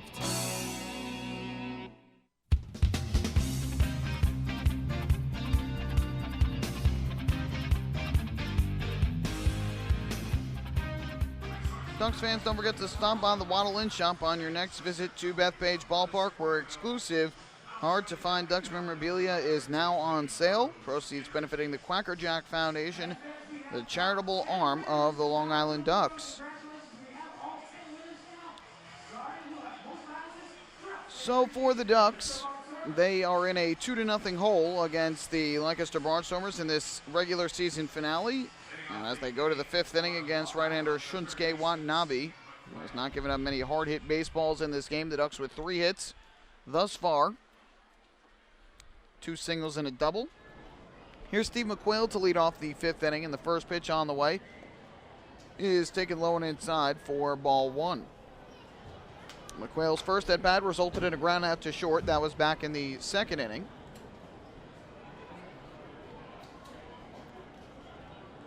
1-0 pitch. That misses inside again from Watanabe. It's 2 balls and no strikes. McQuail did not play in yesterday's game. Did play 2 nights ago, though. A 2-0. High fly ball to right. Drifting back a couple steps is the right fielder Derek Piles to make the catch. And McQuail retired for the 2nd time today. That's the first out of the 5th inning. It's 1 for 4 here on Friday night. So with one away, up to the plate will step Alex Marquez, the catcher and 8-hitter. Grounded out to short his first time up and just committed a throwing error on a stolen base by Brian Cavazos-Galvez in the bottom of this inning that allowed Cavazos-Galvez to score. It comes an earned run, though, because of the 2-out triple by Anderson Feliz. First pitch here misses up high for a ball. The count 1-0. Marquez earlier this year played with the Kansas City T-Bones of the American Association. And he was hitting .230 there with no home runs and 7 RBIs. Eventually acquired by the Ducks in a trade. First day of this road trip. The 1-0. Marquez is swinging a miss at a high fastball. Evens up the count at 1-1. He's now the backup catcher to Mike Blank. Healthy Zapata was placed on the suspended list on Monday. From the stretch, the 1-1. Watanabe deals, and Marquez takes a breaking ball that drops in for another called strike. And that'll run the count to 1-2. He's the K-man today, so that's why you hear those slushy chants in the background. If he ends up striking out, fans will win free slushies. And here he fouls one off to the first base side, just past the screen and into the crowd.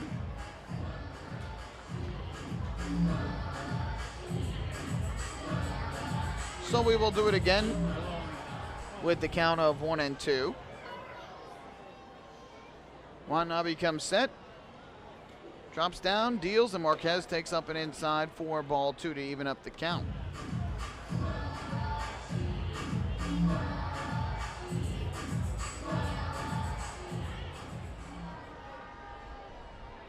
Bases empty with 1 out. Ducks trailing by 2, and the 2-2 is swung on and missed for strike 3. There is a K-man. So that is the 4th strikeout of the day by Watanabe. And the fans here, some of the fans here at least, at Clipper Magazine Stadium will take home some free slushies.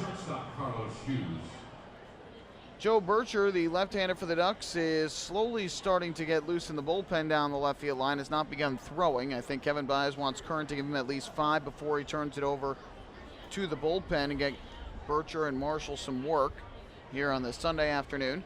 First pitch on the way to Carlos Hughes, and he takes a breaking ball in for a strike. The count 0-1.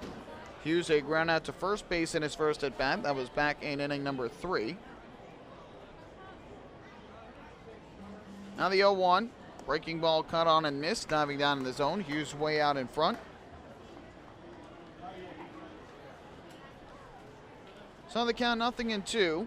And Watanabe 1 strike away from another 1-2-3 inning. He's retired the last 5 hitters in order after allowing the single to Burrows to lead off the 4th.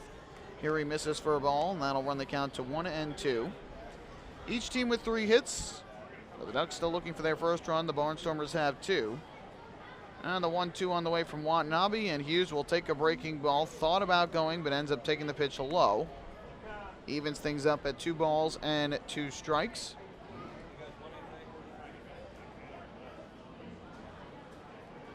Watanabe ready to go. And the 2-2 is up high, ball 3. Good job by Hughes here to work the count from 0-2 to 3-2. Another out of the zone would bring the tying run to the plate in Phelan Lentini.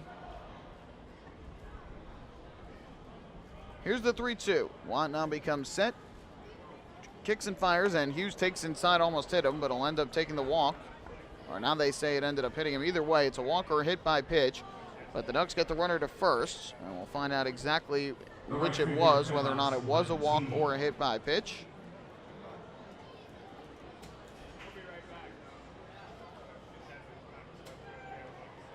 So with 2 away, the Ducks will have a runner at first base, and that will bring up Phelan Lentini. They do rule it a walk, so it's another Municipal Credit Union walk with a purpose. Every time a Ducks batter walks, the Quacker Jack Foundation wins. And with 2 away, Lentini, who doubled his last time up, will step up to the plate. First pitch on the way from Watanabe, kicks and fires, and Lentini takes inside for ball 1. Double into the right field corner for the 2nd straight game. He is now up to 13 doubles on the year. 17 extra base hits total. And the 1-0 on the way from Watanabe is taken low and inside for ball 2. So the right-hander, after getting ahead of Hughes 0-2, has now missed with 6 straight pitches. The Ducks showing good patience at the plate to try and continue their success. Looks like Joe Bircher has now started to throw in the bullpen down the left field line. Here comes a 2-0. Watanabe fires to the plate. Lentini swinging a ground ball too short. Feliz will gobble it up. He will throw over to first. It's low, but fielded by Cavazos Galvez. And the side retired in the 5th. No runs, no hits, a walk, and the Ducks leave their 4th runner on base. We are halfway through on this Sunday afternoon. Barnstormers leading it 2-0. Hey fans, this is pitcher Ian Marshall, and you're listening to Ducks Baseball on the Ducks official YouTube channel, youtube.com/DucksBaseball. Thinking about buying or refinancing a home? Start by attending a free MCU home buying seminar. Then speak with one of our loan specialists who will guide you through the loan process. With an affordable mortgage from Municipal Credit Union, Home Sweet Home will be a little sweeter. Call 212-238-3521 or visit nymcu.org to apply for your mortgage today. Municipal Credit Union. Strong, trusted, growing. Municipal Credit Union is an equal housing opportunity lender. Take your group out to the ball game this season and enjoy all the fun of Ducks baseball at discounted prices with the Hebrew National Picnic Area, luxury suites, the Smokin' Owls Party Deck, the Trout Town Fan Can, and so much more. Bringing your group to the game will be an unforgettable experience. The Ducks even offer opportunities to sing the national anthem, serve as the Ridgewood Savings Bank color guard, be the Nicolak Dream Team, put on a pregame performance, or shag fly balls during Ducks batting practice. To book your outing today, call 631-940-3825 and ask for the group sales department. Long Island Ducks Baseball. Good times every time.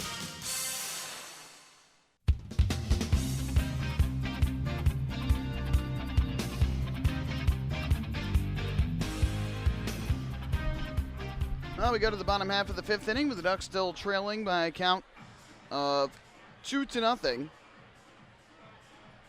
And it will be Apodaca, Bortnick, and Zawatsky, the 8, 9, and 1 hitters due up in the order against Bruce Kern, who will begin his 5th inning of work. Thus far, he has allowed 3 hits over the first 4 innings, all for extra bases. And the runs have scored on a solo home run by Lance Zawatsky and a stolen base coupled with a throwing error by Alex Marquez that plated Brian Cavazos Galvez. Michael Pollock here bringing you all the action. Thanks so much for tuning in on your Sunday afternoon for the final game of the 2015 regular season. Barnstormers will stay put here at home, and on Wednesday night they'll open up the playoffs here against the Southern Maryland Blue Crabs.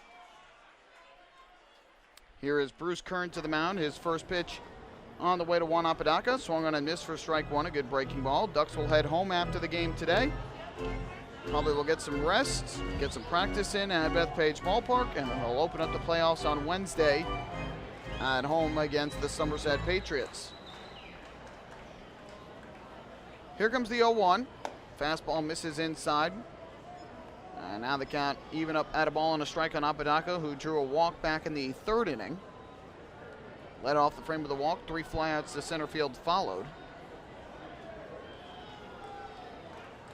Now the 1-1, ground ball foul behind the plate, and the count of 1-2.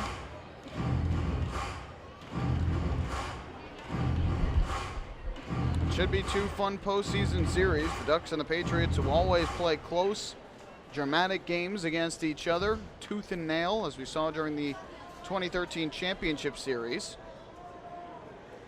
Here's the 1-2. Breaking ball, grounded foul along the 3rd baseline past hitting coach DJ Boston, who is coaching at 3rd. Barnstormers will battle the Blue Crabs, who they just swept in a 3-game set earlier this week here at Clipper Magazine Stadium to clinch a playoff berth. So those 2 teams will face in the first round teams who had great halves this year, both in opposite halves. As this fastball is on the outside corner for strike 3, Bruce Kern with his 5th strikeout of the ball game. And that is the first out for the right-hander here in inning number 5. The second baseman, Tyler Bortnick. For the Blue Crabs, terrific first half, very difficult second half, and the opposite the case for the Barnstormers. A tough first half of the season and an outstanding second half. And so it'll be a matter of whether the Barnstormers can ride their momentum into the playoffs or whether the Blue Crabs can get hot for a week. This pitch takes low, and the count of 1-0.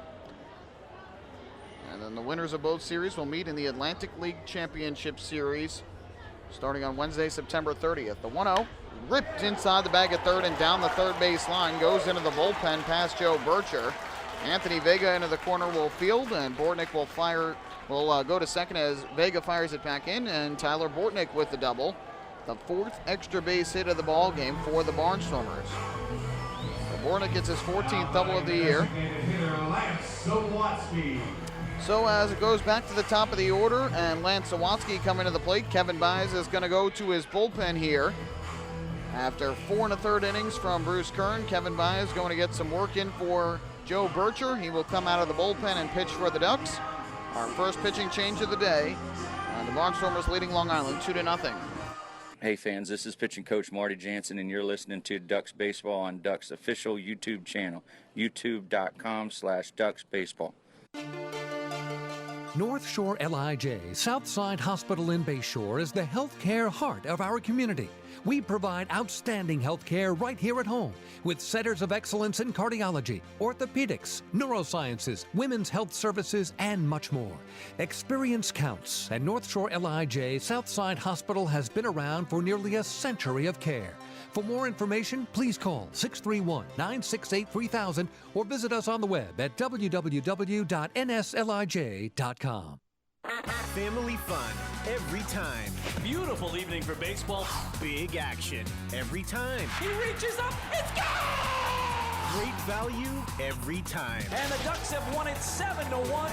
The Ducks schedule is loaded with new promotions this season, and with an average ticket price of just $10 and free parking, there is no better value on Long Island. For game times and tickets, visit liducks.com. Long Island Ducks Baseball. Good times every time.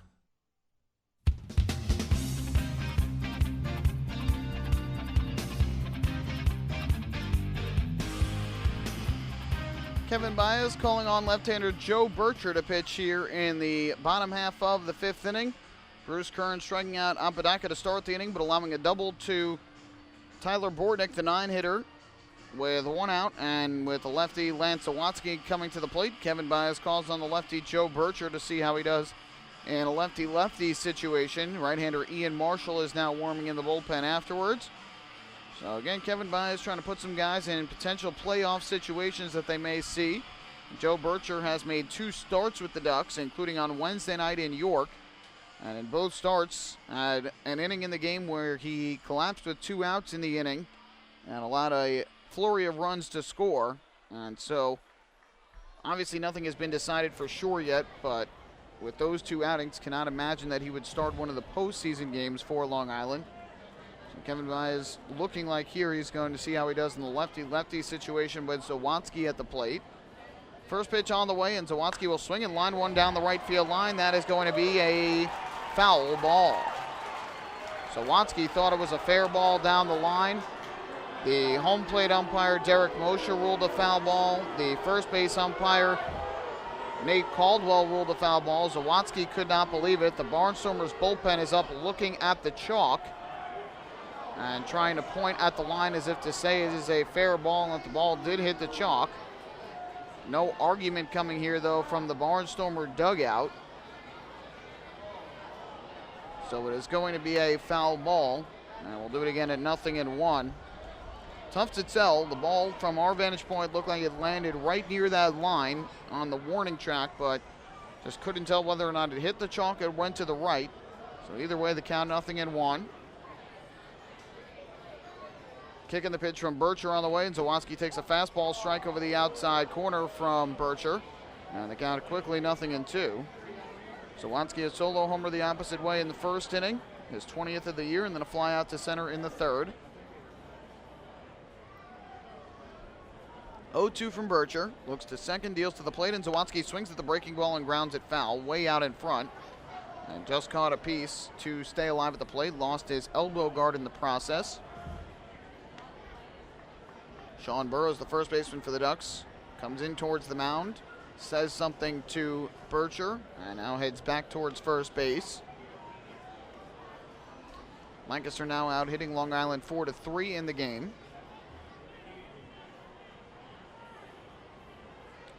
So it'll be an 0-2 pitch on the way from Bircher to Zawatsky. Looks in for the sign from Marquez. And now gets the pitch he likes. Here comes the 0-2, and Zawatsky, a breaking ball, taken low and outside for a ball. That runs the count to 1-2. Kevin Mize looked like he was trying to ask there where the location of that pitch was, and not sure if he got a response. So it'll be a ball and 2 strikes here, with Bordnick at second and 1 out. The Ducks trailing by 2. Bircher comes set. Kicks and fires to the plate, and Zawatsky will swing, and again, just getting a piece. He's been way out in front of these off-speed pitches from Bircher, but just getting enough to stay alive. Do it once again at a ball and 2 strikes as Ian Marshall continues to warm down the left field line.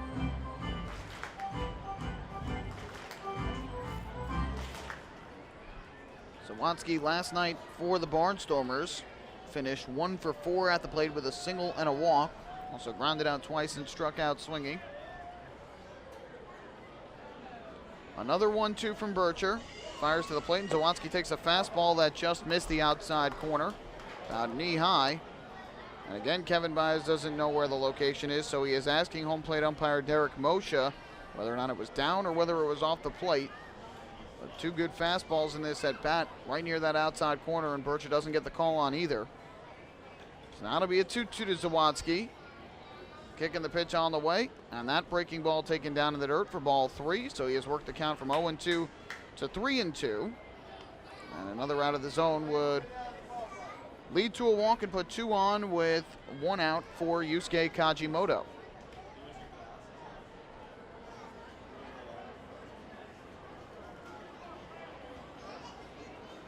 Bircher looks in for the sign, gets the pitch he likes. 3-2 on the way. Kicks and fires, and Zawatsky swings and pumps it foul back behind the plate. Something we have seen throughout the course of this road trip, the course of this series. Ducks pitchers having a bit of trouble putting guys away. They've gotten to 2 strikes on a lot of guys, but both the Revolution and the Barnstormers had several players who would fight off tough pitch after tough pitch with 2 strikes on them and eventually reach base. So it'll be another 3-2 from Bircher to Zawatsky. 9th pitch of the at-bat is fouled off third base side out of play, and we'll do it yet again at 3-2.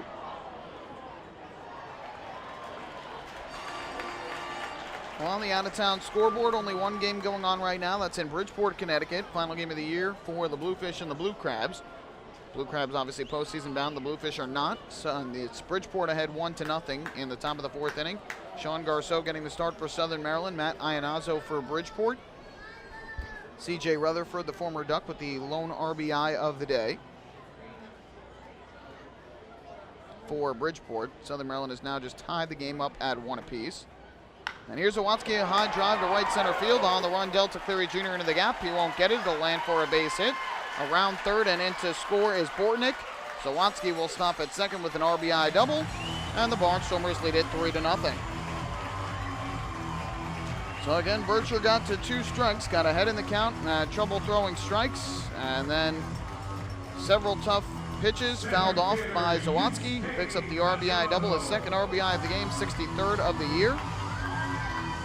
Bordnick scores from second on the play, and the Barnstormer lead is now 3. So that will bring up the center fielder Yusuke Kajimoto, who is 0 for 2 in this game.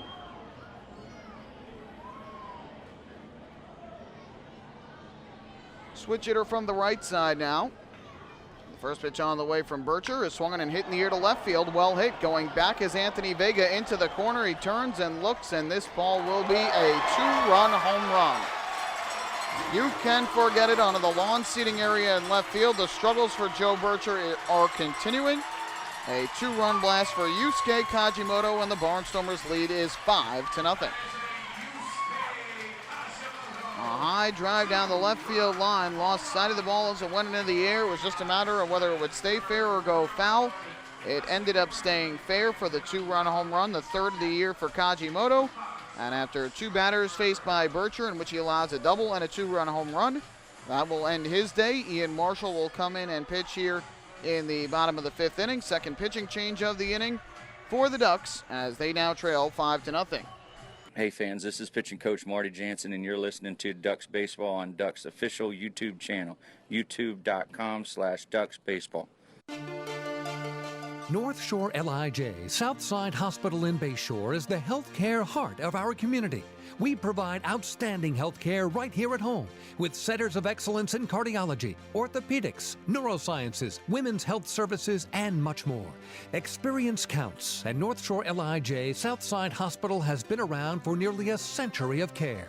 For more information, please call 631-968-3000 or visit us on the web at www.nslij.com. The results are in. Thousands of PSEG Long Island customers participated in our energy efficiency programs, saving nearly $35 million. Being energy efficient helps our environment too. Together, we've eliminated 21,000 cars worth of emissions in 2014. Thank you, Long Island. We're all making a difference.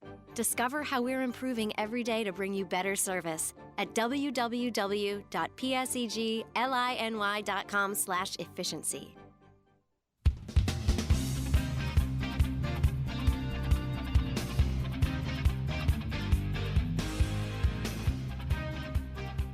Well, the Ducks going to left-hander Joe Bircher after Bruce Kern allows a one-out double here in the bottom of the fifth inning to Tyler Bordnick. Kevin Byes whining to give Bircher some action with a lefty hitter and a switch hitter at the plate.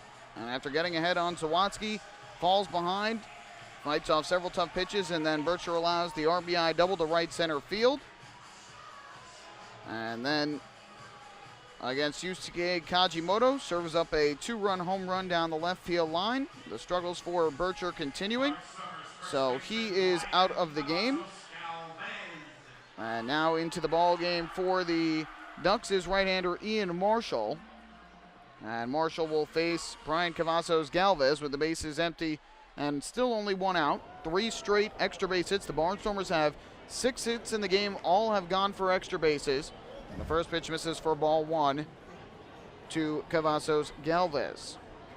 He has a double, a run scored, and a strikeout in this game. And here he hits a foul ball, first base side out of play. That'll even things up at 1-1. So one of the runs charged to Kern, so he finishes with 3 runs allowed in his 4 1/3 innings. And Bircher, no innings of work, 2 batters faced as Marshall misses with a fastball to run the count to 2-1. He has 2 hits, 2 runs, both earned, no walks or strikeouts, and 1 home run. Now the 2-1, swing and a miss, way out in front of that pitch was Cavazos Galvez, and the count 2-2. So Bircher had 2 rough starts, now with a rough relief appearance. And the 2-2 on the way. Cavazos Galvez takes a fastball high and inside from Marshall, buzzed him with a little chin music. So the count is 3-2. And another pitch out of the zone would put a runner on with 1 out for Kevin Rivers.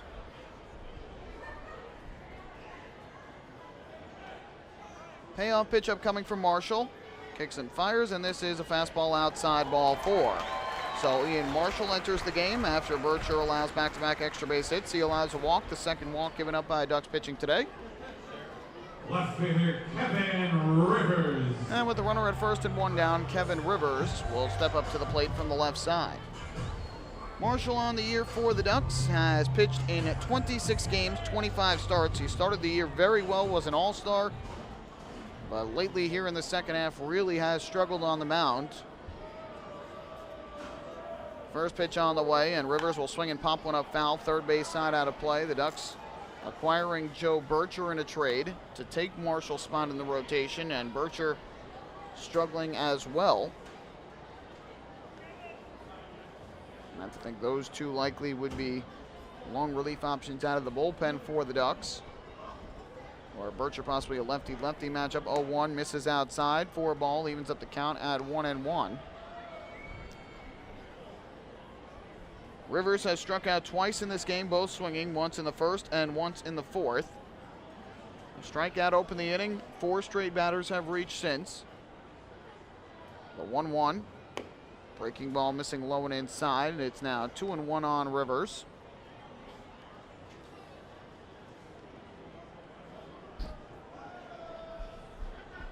Barnstormers now hitting the Ducks 6-3 in this game.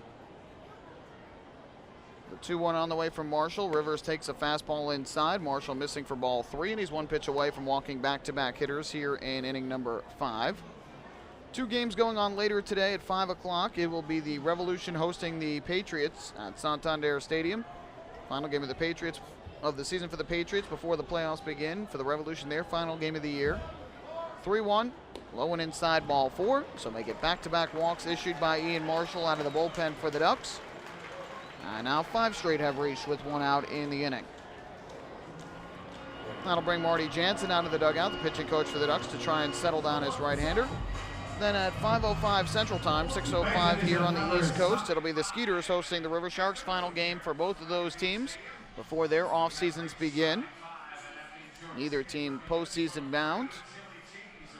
Obviously, there's been a lot of talk over the last month or so about the future of the River Sharks, with a team in New Britain being given conditional approval to join the Atlantic League starting next season. Nothing has been finalized of yet.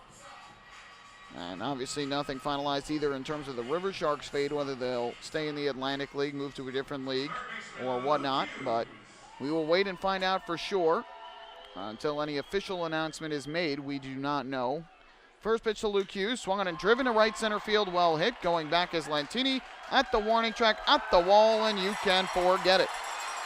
A 3-run home run to right for Luke Hughes, his 12th home run of the season. And a nightmare 5th inning continues for the Ducks as they now trail 8-0. So after throwing back-to-back walks, Marshall leaves the first pitch up and out over the plate. Luke Hughes deposits it into the bumper boats in right field. And Lancaster has exploded for 6 runs here in the 5th inning off of the combination of Kern, Bircher, and Marshall. And it is now an 8-0 ball game.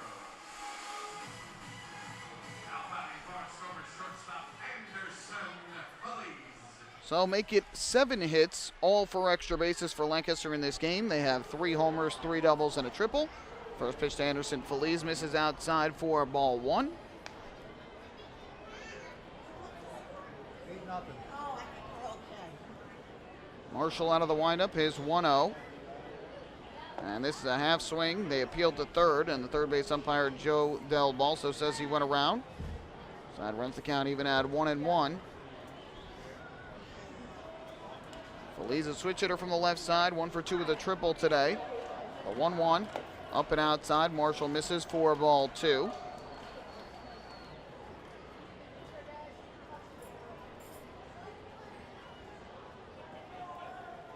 Bases empty with 1 out. 6 in the inning for Lancaster. The 2-1. Outside again, it missed, and it's 3-1 on Feliz. Kevin Bias has to be besides himself in the dugout right now, as the Ducks struggling mightily here with 1 out in the inning. 2 doubles, 2 homers, and 2 walks. And the 3-1 is way outside, not even close. It's ball 4. Third walk for Marshall out of the bullpen. Barnstormers have now batted around in the inning. Looks like Kevin Bias might have to get another reliever warmed up down the left field line.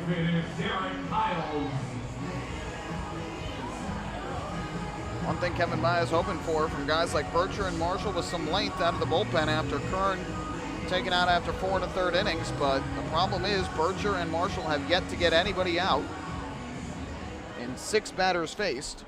So now runner at first with 1 away, and here is Derek Piles to the plate. Batting from the right side, the first pitch on the way from Marshall, and Piles takes the fastball way up and inside for ball 1. Piles 0 for 2 in the game with a fly out to left and a fly out to right. Marshall hoping for the ground ball double play here to get out of this inning. The 1-0, and Piles swings and taps it foul, third base side. There's a strike for Marshall, and that evens things up at 1-1. NFL action today for the Giants. They are at the half, and the Giants have a 13-10 lead over the Atlanta Falcons at MetLife Stadium. Eli Manning with a touchdown pass to Odell Beckham Jr., a 67-yard pass. 2 field goals, for Josh Brown, as this one is fouled off down the left field line. On the count 1-2. Tevin Coleman has a touchdown run for Atlanta, and Matt Bryan has a field goal kick. So it's 13-10 at the half. The Giants in front of the Falcons. The Jets will play tomorrow night in Indianapolis against the Colts. on Monday Night Football. So the count 1-2. Marshall looking for the second out of the inning. Kicks and fires, and Piles will take low and outside. It bounced in the dirt. Blocked there by Marquez. That'll even things up at 2 balls and 2 strikes. Subway Series, rubber game of the 3-game set tonight at Citi Field. The Yankees and the Mets doing battle at 8:05. Mets will send Matt Harvey to the mound, 12-7 on the year. The Yankees, CC Sabathia, 4-9. 2-2. Swinging a fly ball foul, first base side, back up into the crowd and out of play. We'll do it again at 2-2. Update on Rich Hill and his start today. The Boston Red Sox have scored 3 runs, and they have tied up the game at 3. Hill so far 4 2/3 innings. He's given up 7 hits and 3 runs, no walks, and has struck out 8.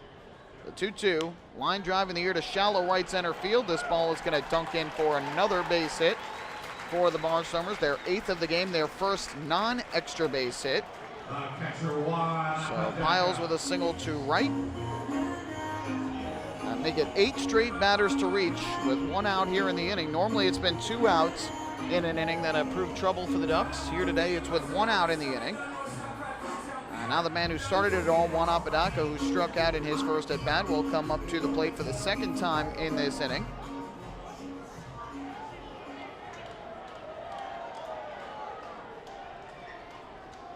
From the stretch, the first pitch on the way from Marshall to Apodaca is a fastball strike over the inside corner. Count 0-1. Final score on the out-of-town scoreboard. 5 o'clock today out in Portland, Oregon. At Providence Park, the Red Bulls will face the Portland Timbers. 8-0 game in favor of the Barnstormers here in the bottom of the 5th inning. 2 on, 1 out. Here's the 0-1, and Apodaca swings. It's a pop-up in the air to the left side of the field. Foul territory, now drifting back fair. Vega racing in on the baseball, and in fair territory, he'll make the catch. And for the first time since Apodaca started the inning with a strikeout, the Ducks retire a batter, and that's the second out of the inning. So in this inning, where the Barnstormers have plated 6 runs and have 5 hits in the inning, Apodaca the only one who has yet to reach base. So with 2 outs in the inning and 2 on, Tyler Bortnick, who got this whole thing started with a double down the left field line, will step back up to the plate. The runner at second base, Feliz. The runner at first is Piles. First pitch on the way is a fastball up high for ball 1. Bortnick's double, his 14th of the year. The run is 23rd. Marshall trying to end this 5th inning and keep it an 8-0 game, the 1-0. Breaking ball taken down low, a check swing. He did not go around, and it's 2 balls and no strikes. Ryan Cushmall now warming down the left field line for the Ducks. We'll see if Kevin Baez has to bring him in at any point in this inning. But Marshall, the 3rd pitcher to come in this inning. After Kern started it, Bircher faced 2 batters, and now Marshall pitching the 2-0. And Bornick crushes one in the air to left field. Now shallow, coming on is Anthony Vega. He'll get to the spot and make the catch. Boy, that looked like it was hit much further off the bat, but it must have been off the end of the bat. And the inning has finally come to a close. But the Barnstormers put up 6 runs in the inning. They get a total of 5 hits, no errors, and they leave 2 men on base. And now after 5 innings of play, it is the Barnstormers out in front, 8-0 over the Ducks. Hey fans, this is closing pitcher Ryan Cushmall, and you're listening to Ducks Baseball on the Ducks official YouTube channel, youtube.com/DucksBaseball. The results are in. PSEG Long Island is delivering 99.9% reliability. We got there by strengthening equipment and clearing trees along power lines across our area. And our new outage management system will continue to ensure improved communications and faster restoration. 99.9% reliable. It's one more way we're serving you better. Discover how we're improving every day to bring you better service at www.pseglyny.com/reliability. M&V Limousines is the official bus company of the Long Island Ducks. Family owned and operated, they've been in the business for over 23 years. M&V Limousines offers coach buses with Wi-Fi and restrooms, party buses, exotic limousines, and so much more. Whether you're looking for transportation for weddings, proms, corporate outings, or long-distance trips, they've got the right vehicle for you. Visit their showroom in Comac or check them out online at mvlimo.com. M&V Limousines, the official bus company of the Long Island Ducks.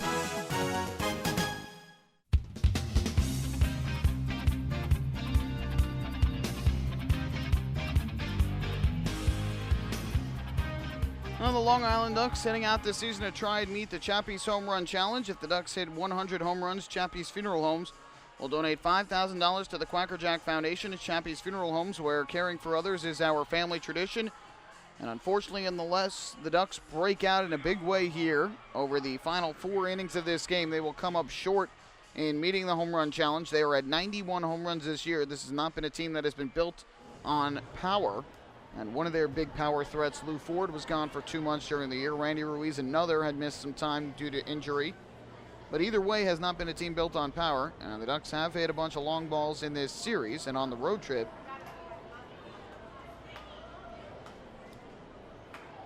First pitch on the way to Delta Cleary Jr. is in for a called strike. And the count 0-1. Cleary Jr. 0 for 2 in this game with a ground out to second base and a strikeout swinging. And here, Watanabe misses low to even up the count at 1 ball and 1 strike. Cleary Jr. a ground out to second on a great play by Tyler Bordnick in his first at bat of the game. A 1-1. Ground ball to the left side. The shortstop Feliz is there, and his throw off balance to first in time to retire the speedy Cleary Jr. And that is the first out. So the Ducks now being out hit 8-3 in this game. They trail 8-0 on the scoreboard. Ducks with their 3 hits, 2 singles from Sean Burrows and a double from Lentini. Aside from that, only 1 batter has reached base. That was on the walk by Carlos Hughes in the 5th. And now Sean Burrows will come up to the plate for the 3rd time on this Sunday afternoon. Ryan Cushmall continuing to warm down the left field line, so I think he will probably come on and pitch in the 6th inning.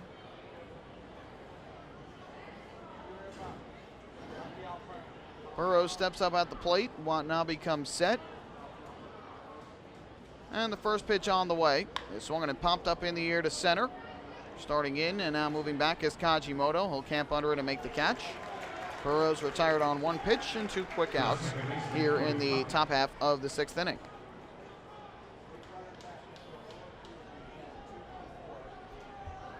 This Barnstormer team playing their best baseball right now. Franchise record and wins in the second half of the season. They are 46-23. They have been just like the Ducks in terms of their home record, which is at 44-25 right now. The Ducks will end up finishing with the best home record this year. Well, Lancaster has played very well at this ballpark. First pitch is in for a strike at the knees to Cody Puckett, and the count 0-1. Unfortunately for both of these teams, they will start off their first round series at home. A 1 pitch swung and it popped up in the air to shallow left. The shortstop Feliz going out on the grass. Makes the call, makes the catch, and the side retired. So after the 8-run 5th inning for the Barnstormers, the Ducks go in order in the top of the 6th. We head to the bottom half of inning number 6, 8-0 Lancaster. Hi, this is shortstop Dan Lyons. You can follow me on Twitter at @DannyLyons, and you're listening to Ducks Baseball on the Ducks official YouTube channel, youtube.com/Ducks Baseball. James Simmons is going back. He is looking up, and on Park in the Park Night, that one is gone and reaches a kennel in Central Islip. That was another home run for the Ducks. And Duck fans, what's more fun than a home run that helps the Ducks win a game? How about a homer that helps the community win? Chappies Funeral Home and the Long Island Ducks have once again teamed up for the Chappies Home Run Challenge. If the Ducks hit 100 homers this season, Chappies Funeral Home will donate $5,000 to the Quacker Jack Foundation. So every time a Ducks hitter goes deep this season, watch for the Chappies Challenge home run count on the scoreboard. And if we reach 100, we're all a winner. Chappies Funeral Home, where caring for others is a family tradition. Can't get enough of the Long Island Ducks? Well, now you can get even more inside info on your favorite hometown team through Facebook and Twitter. The Ducks are constantly updating fans through social media with scores, transactions, ballpark promotions, and much more. You can even win great prizes. All you'll need to do is make a free account on Facebook and Twitter, and then visit us at facebook.com/LIDucks and twitter.com/LIDucks. Think you're Long Island's biggest Ducks fan? Get connected now.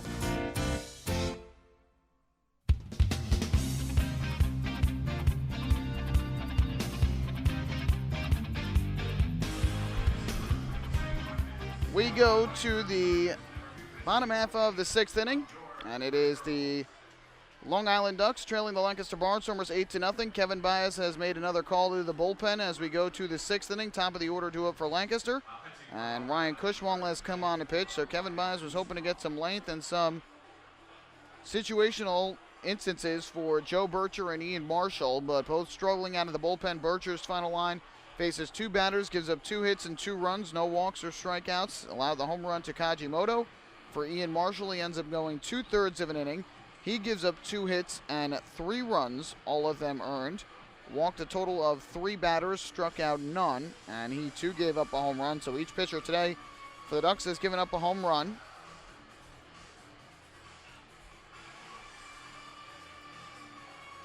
So Ryan Cushmall will come on to pitch, and he will face Zawadzki, Kajimoto, and Cavazos Galvez as the 3 due up here in this inning. But it looks like we are going to have a pinch hitter here for Zawadzki. Zach Collier is going to come up to the plate. So Collier is the designated hitter now. He will come up to the plate in the top half of the 6th inning. And this was just pointed out to me by Dave Collins, the broadcaster for the Lancaster Barnstormers. He wonders if Kevin Baez is going to pull Sean Burrows at any point in this game. Right now, Sean Burrows, I'm just going to confirm this real quick before we announce it as Collier takes outside for ball 1. Burrows is 2 for 3 on the day, which means he is now 114 of 334 on the year, which is a 341 batting average. That currently leads the Atlantic League in batting by 1 point over Bridgeport's Wellington Dotel. As the 1-0 has popped up in the air foul, third base side out of play. And the count even up at 1-1. And right now, Bridgeport's Wellington Dotel not playing today in Bridgeport. So if Kevin Baez pulls Burrows here and Dotel does not come into the game, Burrows would win the Atlantic League batting title this year. Burrows still out there at first base right now. Pitch here misses down and in, and it hit Collier, I believe. Yes, I think that caught him down on the foot. So Ryan Cushmall comes out of the bullpen. First batter he faces Zach Collier, who was a late scratch to the lineup today. Gets hit by a pitch, and he will go down to first.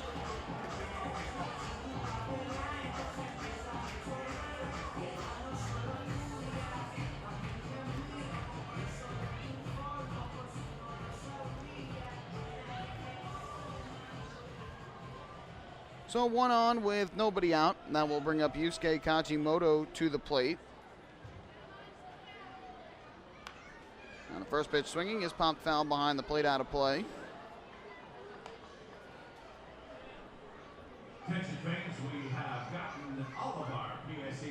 So the count 0-1 on Kajimoto, who is 1 for 3 with a 2-run home run down the left field line. He hit in the 5th inning off of Joe Bircher.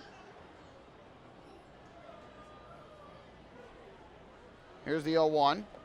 Breaking ball misses down low and inside. It'll even up the count at 1 ball and 1 strike. Kajimoto's also grounded to first and flown out to center. So the hit by pitch, the first batter of this game to be hit. And that was, again, Zach Collier taking over as the DH in the 6th inning for Zawadzki. The 1-1, ripped into right field, the base hit. 2 batters have now reached against Ryan Cushmall. And runners at first and second with nobody out. And that'll bring up Brian Cavazos Galvez. Ducks certainly have not had their best pitching in this series. John Brownell, who started here on Friday night, had his second shortest outing of the year. Bobby Blevins did pitch well as the starter yesterday, but the back end of the bullpen, and Emilio Diaz, Mariel Checo, then in the 10th inning, neither were able to hold leads late as the Barnstormers won 8-7. First pitch on the way to Cavazos Galvez from Cushmall, and he takes a fastball strike on the outside corner, 0-1. In the first game of this series, Downs, another quality start, but in the 7th inning, Nick Struck allowing a 1-out home run to Ken Mathis. That proved to be the difference. So Long Island has to hope once the playoffs come, their pitching will turn in much better efforts than we have seen in this series. The 0-1, swing and a miss. Cavazos Galvez out in front of that pitch, and Cushmall quickly ahead, 0-2. Cavazos Galvez with a strikeout, a double, and a walk in his 3 trips to the plate. He has scored twice and stolen a base.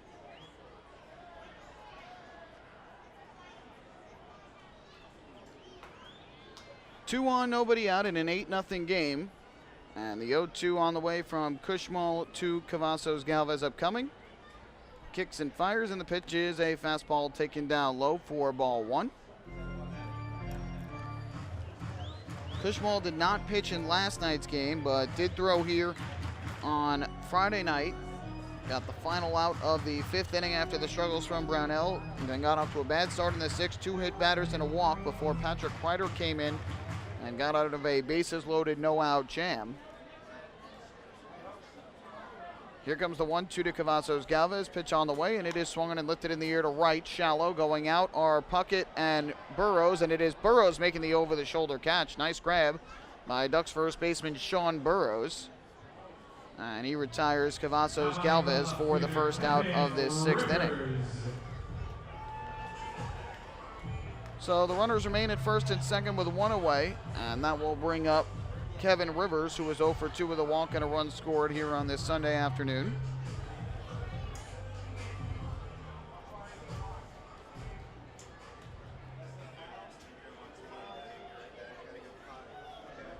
Rivers will bat from the left side. The runners will take their leads off of first and second. First pitch up coming from Kushmal. Gets the sign. Looks to second. Now deals to the plate, and this is taken on the inside corner for a called strike. And the count 0-1. Rivers last night had a solo home run in the 2nd inning, his 15th of the year. And then picked up RBIs in the 9th and the 10th. 1 RBI in the 9th on a ground out, and 2 more in the 10th on the 2-run game-winning single to right. Here comes the 0-1. Kushmal kicks and fires, and Rivers will take a breaking ball strike on the outside corner. And now Kushmal ahead, 0-2.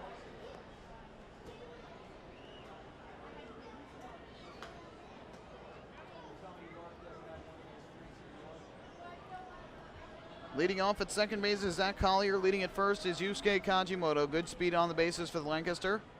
And the 0-2 from Kushmal on the way. Kicks and fires, and this pitch is a breaking ball down low, blocked at the plate by Marquez. No advancement of the runners. And the count now 1 ball and 2 strikes.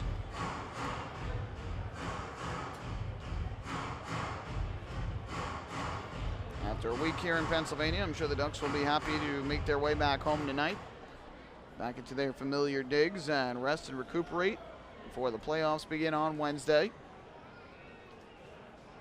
Here comes a 1-2. Kushmal looks to second, deals to the plate, and Rivers swings and lines one over first, down the right field line, fair ball. That'll be extra bases. Around third and in to score is Collier on his way to third base. Rounding third base, Kajimoto. He will come home to score. It is a 2-run double for Kevin Rivers, and a 10 spot for the Barnstormers. They now lead it 10-0. A line drive down the right field line that just happened to stay fair. Kevin Baez going out to talk things over with Derek Moshe, the home plate umpire. I think Kevin Baez is trying to say that it should be a ground rule double and that the ball must have gotten caught in something down the right field line. And so Kajimoto should not have scored on the play. So now Moshe is going to have a discussion with Nate Caldwell and Joe Del Basso, the first and third base umpires, to discuss things over as whether or not it should be a double that scores a run or a ground rule double. They have not made any signals since, and now Moshe is going to go back towards third base and talk things over with Ducks manager Kevin Baez. So Moshe trying to explain the ruling to Kevin Baez here as to why it's a 2-run double for Kevin Rivers and not an RBI ground rule double. Barnstormers now with 10 hits in the ball game, 8 of which have gone for extra bases. So Kevin Baez gets the explanation and heads back to the dugout. Collier scoring his first run of the game, Kajimoto scoring his second. And the Barnstormers offense continuing to run in high gear right now. They have been a tough out all series and all second half long. So the runner at second base with 1 out as Ryan Kushmal has now surrendered 2 runs. And here is Luke Hughes to the plate, batting from the right side, who had a 3-run home run his last time up. First pitch on the way, and he'll take a fastball in at the knees for a called strike. The count 0-1.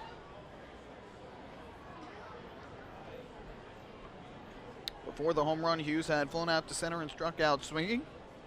Then drove a pitch from Ian Marshall after back-to-back walks into the bumper boats in right center. 0-1 from Cushmall. Kicks and deals. Swing and a miss. Good fastball cut on and swung through by Hughes. Count 0-2.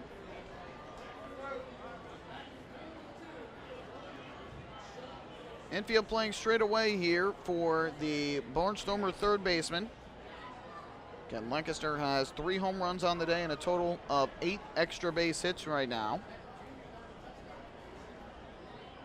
0-2 on the way, and this down in the dirt, taken by Hughes for ball 1. Doubles in this game from Sawatsky, Cavazos Galvez, Rivers, and Bortnick. And a triple from Feliz. Along with the home runs from Sawatsky, Kajimoto, and Hughes. Here's the 1-2. On the outside corner, strike 3, a breaking ball. Hughes did not like that call. He thought that was nowhere near the plate. And he walks away in complete anger as he makes his case towards Moshe, and had his hand in the air as if to say he didn't even want to hear it. So Hughes retired on strikes for the second time in this game. Second out of the inning for Cushmall. And with 2 away, that will leave it up to the shortstop, Anderson Feliz.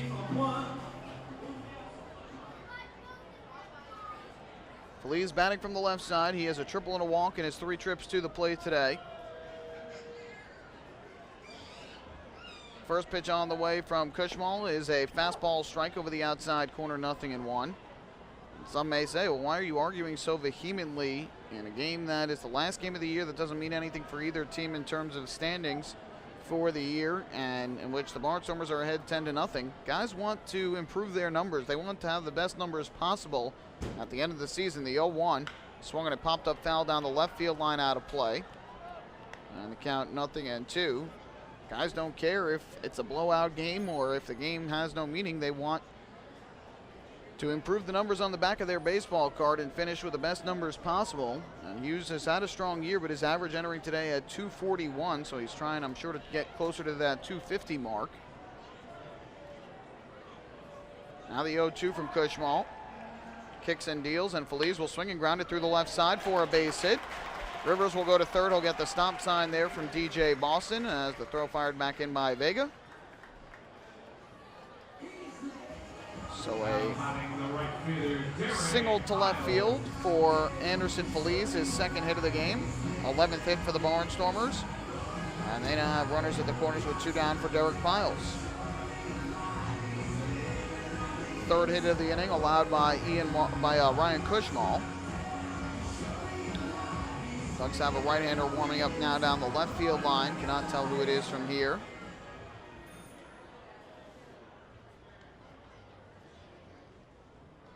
First pitch upcoming from Cushmall. Throws to the plate, and the fastball misses low and outside. Good job by Marquez to keep that ball at home plate. And the count of 1-0. Piles 1 for 3. He had a single his last time up in the 5th off of Ian Marshall. That was the first non-extra base hit of the game for Lancaster. It's flown out to left and right in his other 2 at-bats.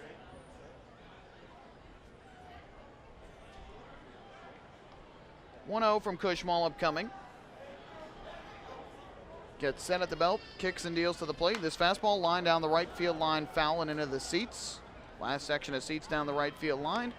And the count even up at 1-1. Again, Piles did not play in either of the first 3 games in this series. Was activated for the final few games of this series with Jerry Owens placed on the inactive list. Piles signed and activated back on August the 10th by the Barnstormers. The 1-1. Breaking ball foul tipped into the glove of catcher Alex Marquez. And Cushmall 1 strike away from getting out of this inning without any further trouble. 2 runs in the inning on a hit by pitch, a single, a 2-run double by Kevin Rivers.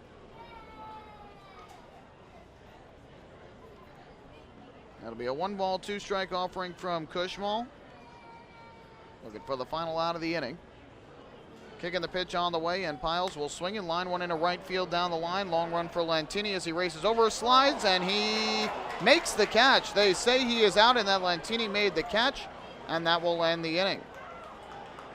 So Lantini making the grab in right field for the final out of the inning, and great catch made by the Ducks right fielder to avoid any further trouble. However, the Barnstormers add 2 more runs on 3 more hits. No errors, they leave 2. And after 6 innings of play, it is now Lancaster leading Long Island 10-0. Hey fan, this is outfielder Delta Cleary Jr. and you're listening to Ducks Baseball on the Ducks official YouTube channel, youtube.com/DucksBaseball. Spring into a new Honda at Huntington Honda and pay $59 a month for a new 2015 Honda Civic LX sedan. $59. So spring into Huntington Honda on Jericho Turnpike just east of Route 110 or HuntingtonHondaCars.com. Huntington Honda, discover the difference. Auto 24-month lease, total due at inception. Civic $31.90 includes bank fee, first month's payment, no security deposit. Taxes, DMV, title fees extra with excellent credit through HFS. Have your birthday at the ballpark this season and celebrate with the flock. Kona Ice birthday party packages with the Long Island Ducks are now available. Each package includes 10 box seats, a commemorative birthday t-shirt and autographed baseball, a pizza and Kona Ice party in the Hebrew National Picnic area, and so much more. Best of all, the birthday child will stand on the dugout while the entire crowd sings happy birthday. Reserve your party today by calling the group sales department at 631-940-3825. Kona Ice birthday parties with the Long Island Ducks, a once-in-a-lifetime experience.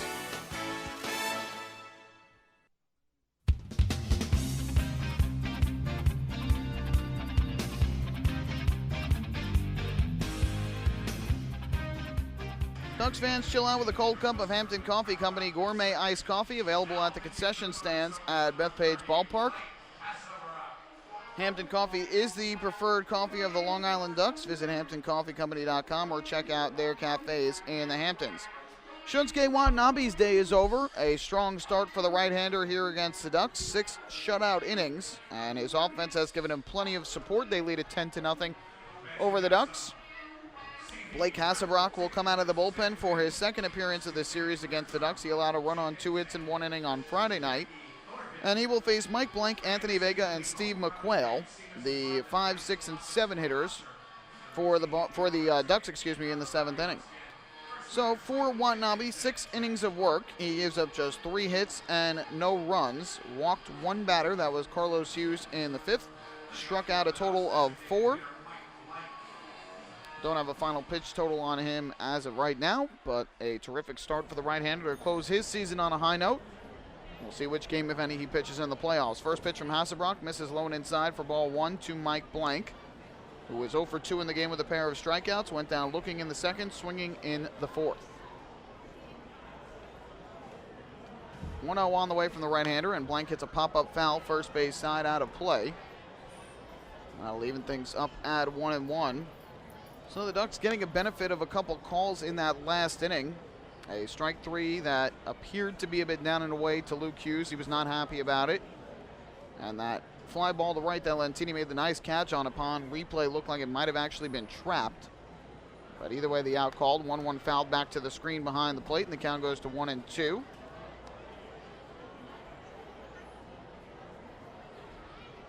Blank, Vega, and McQuail, the Ducks 5 through 8 hitters in this game, hitless in 11 at-bats today. And the 1-2, swung and hit well in the air down the left field line, but way out in front of it, he hooks it foul and up into the playground area down the left field line. So we'll do it once again at 1-2.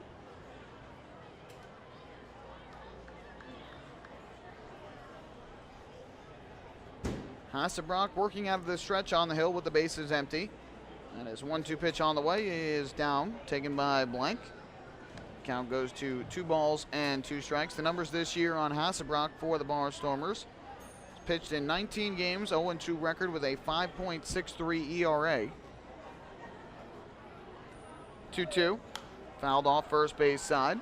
Blank staying alive. 16 innings of work for Hasselbrock. He's given up 22 hits, 18 runs, 10 of which are earned. He has walked 8 and struck out 14. So the count even up at 2 balls and 2 strikes. As Hasselbrock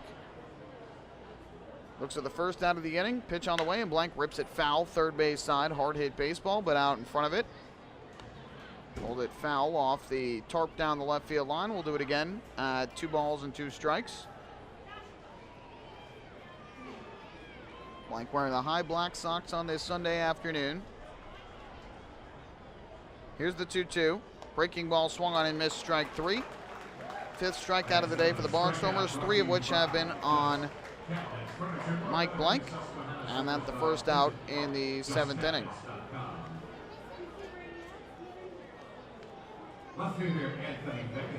So that'll bring up the lefty swinging Anthony Vega, left fielder batting in the 6th hole for the Ducks today. Ducks have a righty warming up down the left field line. Cannot tell for sure, but it appears like it is Mariel Checo, last night's losing pitcher. First pitch on the way, and this one taken low and inside for a ball. The count goes to 1-0. Vega 0 for 2 with a pair of groundouts. 1 to second base in the 2nd inning, 1 to first in the 4th. Here's the 1-0. And Vega takes way outside from Hasselbrock for ball 2. Right-hander stands in at 6'4", 212 pounds. Born in High Point, North Carolina. Now makes his home in Scottsdale, Arizona. He's 26 years old. Here's the 2-0. Swing and a miss. Way out in front of that one was Vega. That moves the count to 2-1. Nice crowd on hand here on this Sunday afternoon. Many fans making the walk around the ballpark. On this final day of the regular season, the 2-1 is swung on and missed. A big cut by Vega. And that'll even things up at 2-2.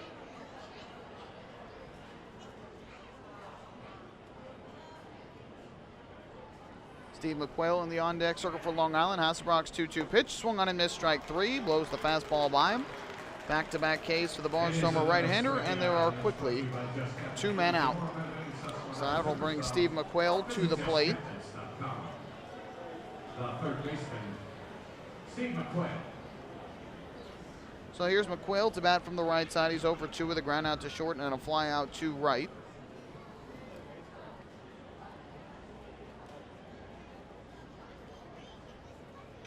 Looking in for the sign, coming set. And the first pitch on the way is outside for a ball. The count goes to 1-0. McQuail again went 1 for 4 here 2 nights ago. Got a single to lead off in the 9th with the Ducks trailing by 2. It was quickly erased on a double play by Lentini. Though I think he got pinch run for by Carlos Hughes, if my memory serves correct. This pitch misses outside for a ball. That'll run the count to 2 balls and no strikes.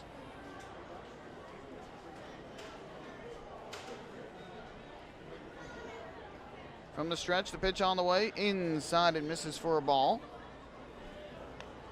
And now 3 balls and no strikes.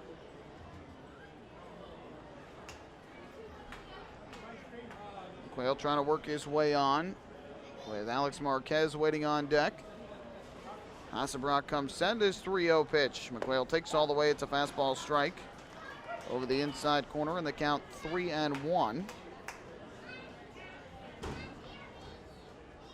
Rich Hill with some more strikeouts. He has now struck out 10 batters over 7 innings in back-to-back starts for the Ducks as McQuail fouls one off the third base dugout for strike 2. He's given up 3 runs on 7 hits in 7 innings today. Not as dominant as his 1-hit shutout over 7 innings his last time out, but has struck out 10 in back-to-back starts. 3-2 upcoming here to McQuail. The pitch on the way, and that is swung on and missed. Strike 3. Blake Hasselbrock battles back from 3-0 to strike out McQuail, and he strikes out the side here in the 7th inning. Time to stretch at Clipper Magazine Stadium. Barnstormers leading it 10-0. Hi, this is pitcher John Brownell, and you're listening to Ducks Baseball on the Ducks official YouTube channel, youtube.com/DucksBaseball. Hey, Ducks fans, the official hotel of the Long Island Ducks is the Upsky Long Island Hotel in Hauppauge. It's centrally located on the north shore of Long Island and offers a home away from home for both business and leisure guests. The Upsky Long Island Hotel features an indoor pool, 24-hour business center, a fitness center, and complimentary Wi-Fi in all guest rooms. Enjoy the contemporary American cuisine at the Fountain Grill restaurant or grab a quick bite to eat at Cafe Pronto. Best of all, it's only minutes from Bethpage Ballpark. The Upsky Long Island Hotel, the official hotel of the Long Island Ducks. Call 231-1100 today. That's 631-231-1100. Family fun every time. Beautiful evening for baseball. Big action every time. He reaches up. It's gone! Great value every time. And the Ducks have won it 7-1. The Ducks schedule is loaded with new promotions this season, and with an average ticket price of just $10 and free parking, there is no better value on Long Island. For game times and tickets, visit liducks.com. Long Island Ducks baseball. Good times every time.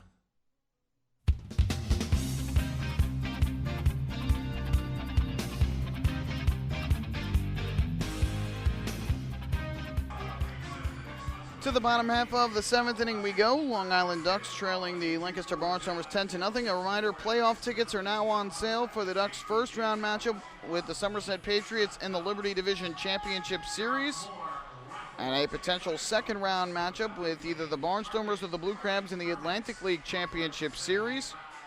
Tickets on sale now. You can get them by visiting the Bethpage Ballpark box office, by going online to liducks.com, or by calling 631-940-TIXX. Get your postseason tickets for this year and join the Ducks in their drive to the title as they look to win their 4th Atlantic League Championship in a rematch of the 2013 Atlantic League Championship Series as they take on the Somerset Patriots beginning Wednesday night and continuing Thursday night at Bethpage Ballpark, games 1 and 2 of the Liberty Division Championship Series. So Mario Checo is now the new pitcher for the Ducks. He will face Apodaca, Bortnick, and Collier here in the bottom half of the 7th inning, trailing 10-0. First pitch is a fastball up high. So that is ball one. Apodaca in this game 0 for 2 with a walk. He is the only Barnstormer starter without a hit in this game. And the 1-0 here missing way up and inside for ball 2. Checo had some trouble throwing strikes in the 10th inning last night. Walked the leadoff man and eventually allowed the 2-run single by Kevin Rivers to win the game. 2-0. That fastball is in for a strike. Checo throws the ball hard, and that has really opened the eyes of manager Kevin Baez. But again, throwing hard is only good if you can throw accurately. And last night had a little bit of trouble with his control at points during the game. Here comes a 2-1. And this fastball just misses the outside corner for ball 3. So the count is now 3 balls and 1 strike.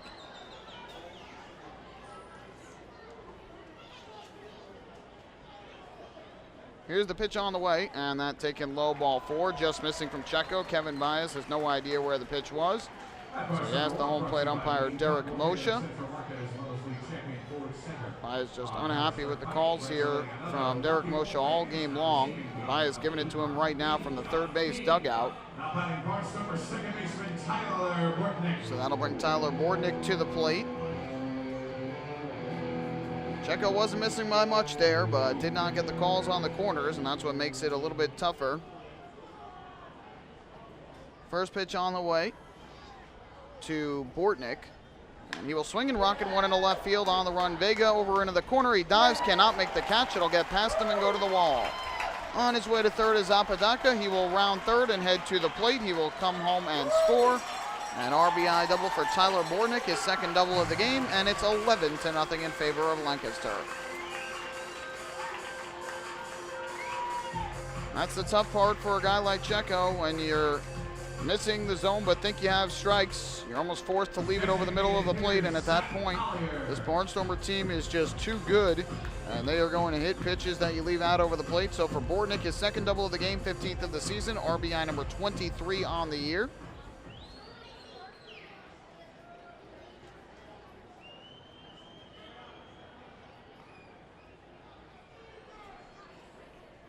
Here's Collier to the plate. First pitch. Breaking ball taken low and inside. 4-ball. The count goes to 1-0.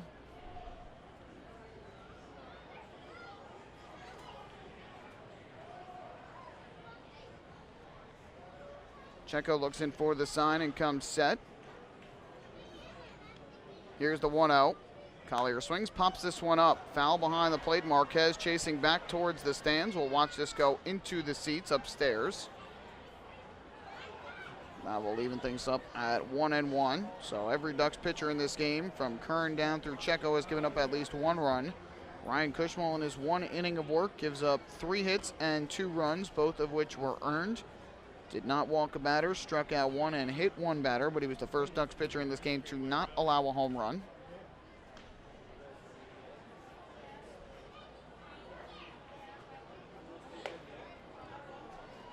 Pitch taken outside for another ball by Collier. It's now 2 balls and 1 strike.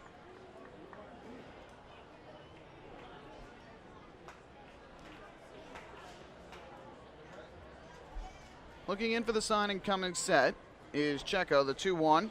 Breaking ball, that drops in for a called strike at the knees. Collier took over as the DH in the 6th inning for Zawatsky after Zawatsky had 3 at-bats today and picked up his 20th home run. Becoming the 4th Barnstormer to join the 2020 club. 20 homers, 20 steals. Collier was hit by a pitch in the 6th, eventually scored on the 2-run single by Rivers. Here comes the 2-2. And this swung on and fouled off to the first base side. Into the Lancaster dugout. We'll do it again at 2 balls and 2 strikes.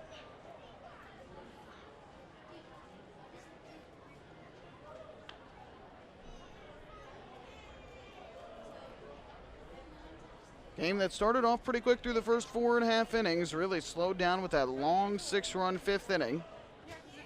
The Ducks bullpen has been struggling in relief of Bruce Kern today. The 2-2, chopped foul at the plate by Collier, back behind the dish.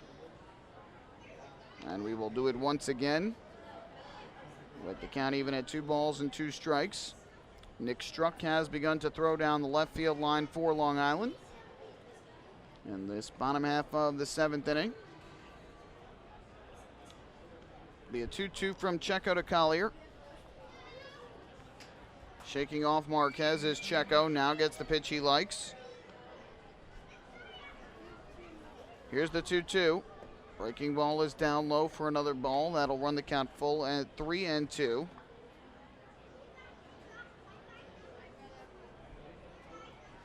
Another out of the zone would mean 2 walks issued by Checo. The Ducks have allowed 5 total in this game thus far, along with their 12 hits that they have given up and 11 runs. The 3-2, and Collier swings and lines one into right field. Over to his right is Phelan Lantini. He'll make the catch on the run. Tagging from second and heading for third is Bortnick. The throw is cut off at second base. So Collier with a fly out to right. Moving to third on the play is Tyler Bortnick. And with the runner at third base and 1 out, up to the plate will step Yusuke Kajimoto.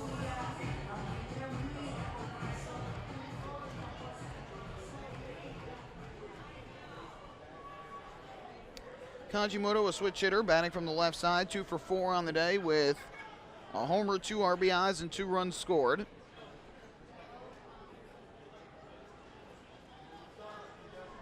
First pitch on the way. Kajimoto lays off the breaking ball. It missed low and inside. They appeal to third. Joe Del Balso says he did not go around. And so the count is 1-0. First 2 at-bats, Kajimoto grounded to first, flew out to center, both of those against Bruce Kern. Since then, a home run off of Joe Bircher and a single off of Ryan Cushmall. 1-0 from Checo upcoming. Kicks and deals. Kajimoto swings, pops one up in the air to center. Delta Cleary Jr. moving in on the baseball. Bortnick goes back to third to tag. Cleary Jr. makes the catch. Bortnick will draw the throw, but that is it. So big out there for Checo as he induces the fly out to shallow center from Kajimoto. Bortnick does not tag and come home on the play. With 2 outs, that'll leave it up to Brian Cavazos Galvez. And a much tighter game where runs are more at a premium. Bortnick might have tried to test Cleary Jr. and come score, but in an 11-0 game, no need to try and push it. and try and come home. Ducks being out hit 12-3 on this Sunday afternoon. Here is Cavazos Galvez to the plate. And the first pitch on the way is a breaking ball down low and outside for ball one. And again, the Ducks resting a bunch of their starters today with the day game after a late night game last night that lasted 3 hours and 45 minutes.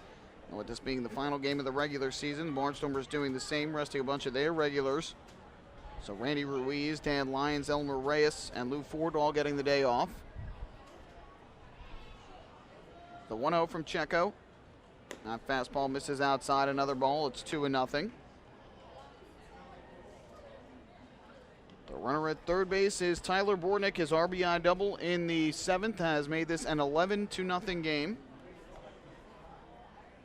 Here's the 2-0.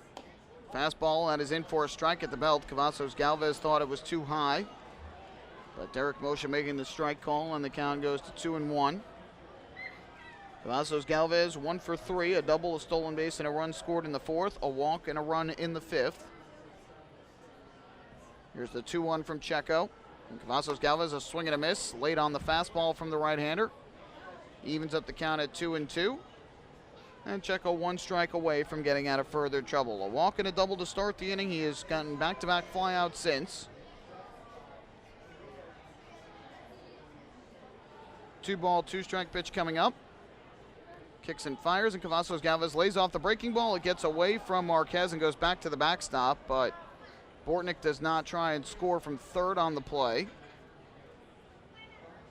Possibly a little bit of gamesmanship there with the fact that this is an 11-0 game. Definitely got far enough away for Bortnick to come and score, but elects not to come home from third. So now the count full at 3-2 on Cavazos Galvez. And another out of the strike zone would bring up Kevin Rivers with 2 on and 2 out. Here comes the payoff pitch. Checo out of the stretch, deals to the plate. Cavazos Galvez taking way outside, ball 4. Second walk of the inning issued by Checo. All right, now runners at the corners with 2 away. That'll give Kevin Rivers another opportunity. Rivers.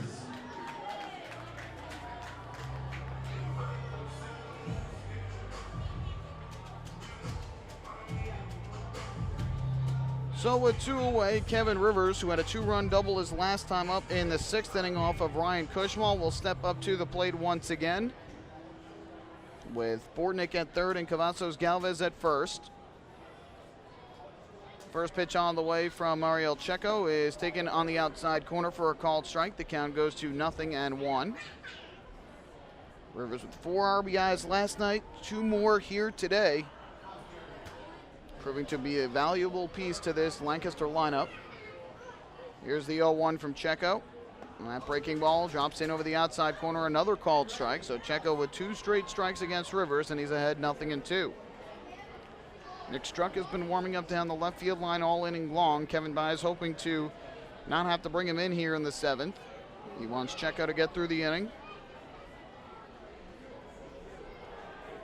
Here's the 0-2. And this, a breaking ball down low and inside, taken all the way. Checo has thrown about 25 pitches now in this inning. And the count goes to 1 ball and 2 strikes. Runners at the corners, 2 down. The Ducks trailing 11-0.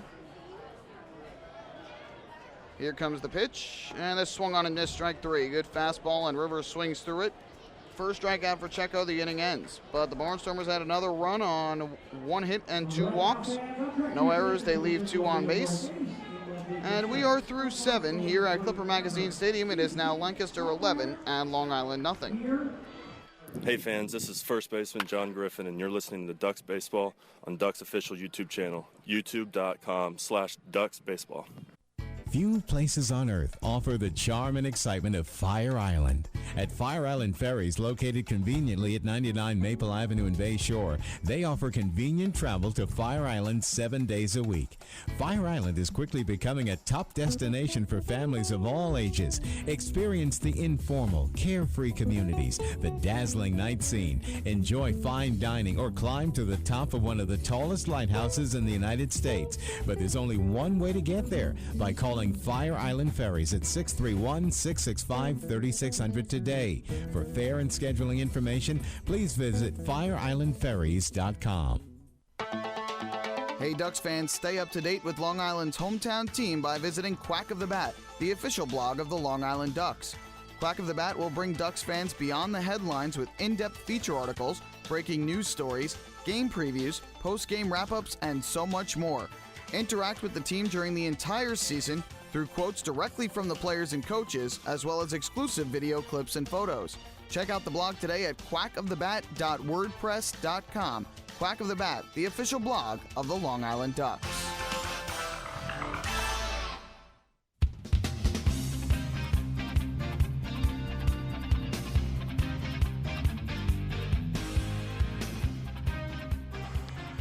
We move to the 8th inning. Ducks fans, do you want frequent updates on team transactions, scores, store specials, or the status of upcoming games? Well, then follow the Long Island Ducks on Twitter at twitter.com/LIDucks. With Twitter, a faithful flock will be able to follow their Ducks and find out more information regarding nightly promotions, player signings, league activities, and so much more. The Ducks are tweeting right now. You can follow along at twitter.com/LIDucks.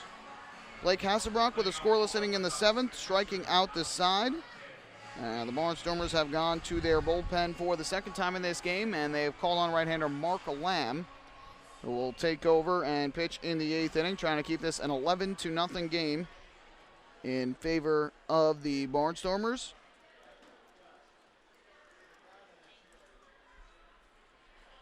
So here is Alex Marquez to the plate from the right side, still looking for his first Ducks hit. He's 0 for his first 6. And the first pitch here is taken over the outside corner for a called strike. And the count goes to 0-1. Marquez a ground out to short in the 3rd inning, struck out swinging in the 5th. And the 0-1, swing and a miss. Marquez cutting through the fastball, diving down and in, and it's 0-2. Lamb pitched 2 nights ago after Hasselbrock pitched, and he threw a scoreless inning in the 8th, retiring the side in order on a strikeout and 2 groundouts to short. Now the 0-2. Fastball misses down low for a ball. That'll run the count to 1 ball and 2 strikes.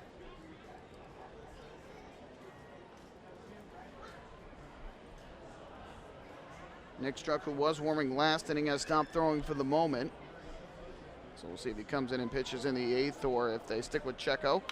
Ground ball past the mound toward short. Anderson Feliz waits on it, throws to first to retire Marquez. First out of the inning. Ducks are still without a hit since the leadoff single in the 4th inning by Sean Burrows. And Burrows may not get another at-bat in this game. No, he probably will. My mistake, I forgot the score here for a brief moment, but Carlos Hughes will come to the plate. Even if he doesn't get it in the 8th inning, he will at least get it in the 9th. As if the Ducks go in order here, he would be due up 2nd in the 9th inning. Again, he is leading the batting title right now by 1 point over Wellington Dotel, 341-340 in the Atlantic League this year. First pitch to Carlos Hughes, misses up and away for ball 1. Last I checked, Wellington Dotel not playing, not in the lineup today for Bridgeport. That game is currently in the 8th inning.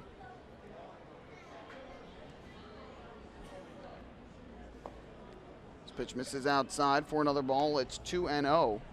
And so if Burrows comes to the plate in the 9th inning or here in the 8th for another at bat, if he gets a hit, very well could wrap up the batting title. If he does not, he might fall back into a tie or behind Wellington Dotel.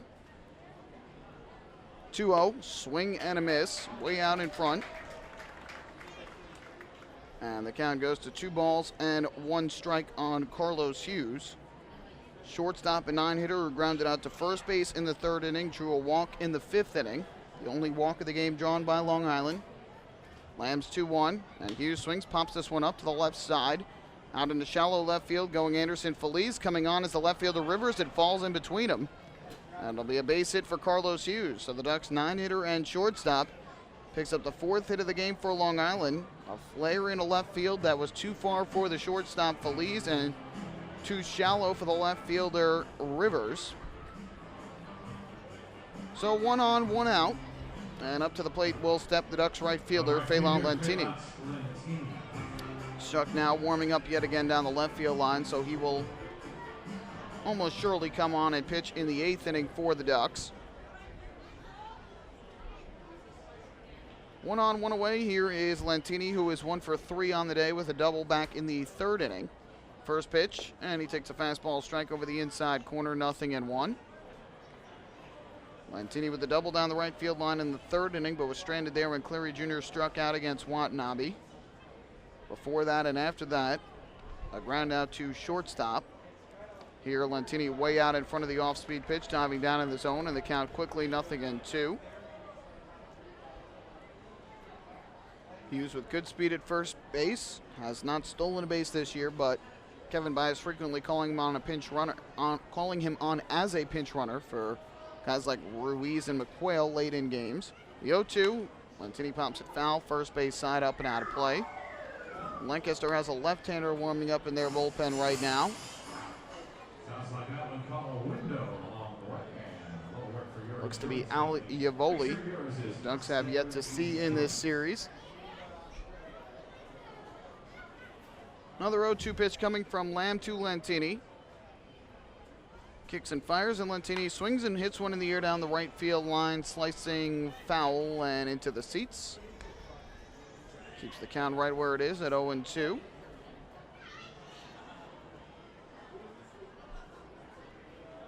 Final day of the regular season for these two teams, and then it's off to the postseason. And could potentially find a way to meet up in the championship series for the first time since 2012. A line drive down the left field line by Lentini into the corner. That is going to be a foul ball. So Lentini flirting with an extra base hit here, trying to give the Ducks a run on that scoreboard, and just missed by a couple feet down the left field line right near the foul pole. So we'll have to make the long walk back to the plate. Hughes will have to retreat to first. And we will do it once again at 0-2 with the Ducks trailing by 11. 4-8-4-8-6. Delta Cleary Jr. waiting in the on-deck circle for the Ducks. From the stretch is Lamb. And the 0-2 pitch, half swing. They appeal the first. Nate Caldwell says he did not go around. So Lentini taking the ball there, the count 1-2.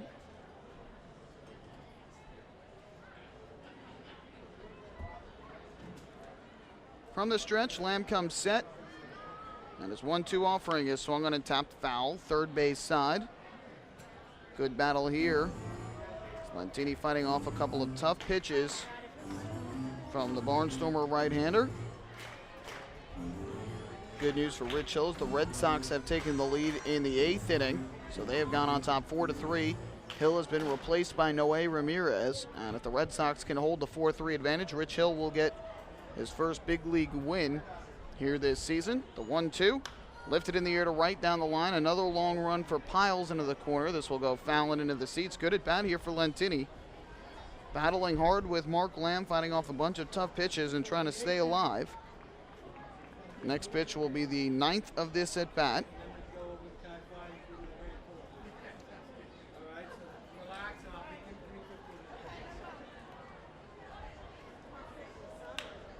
Here, a ground ball to short, fielded by Feliz. He'll flip to second one, on to first. It gets past the first baseman, Cavazos Galvez. Lentini started for second, but he's going to hold on right there. So Lentini will reach on the 6-4 fielder's choice. No errors since he did not advance on the play. Hughes retired at second. So a runner at first with 2 away, and that will bring Delta Cleary Jr. up to the plate.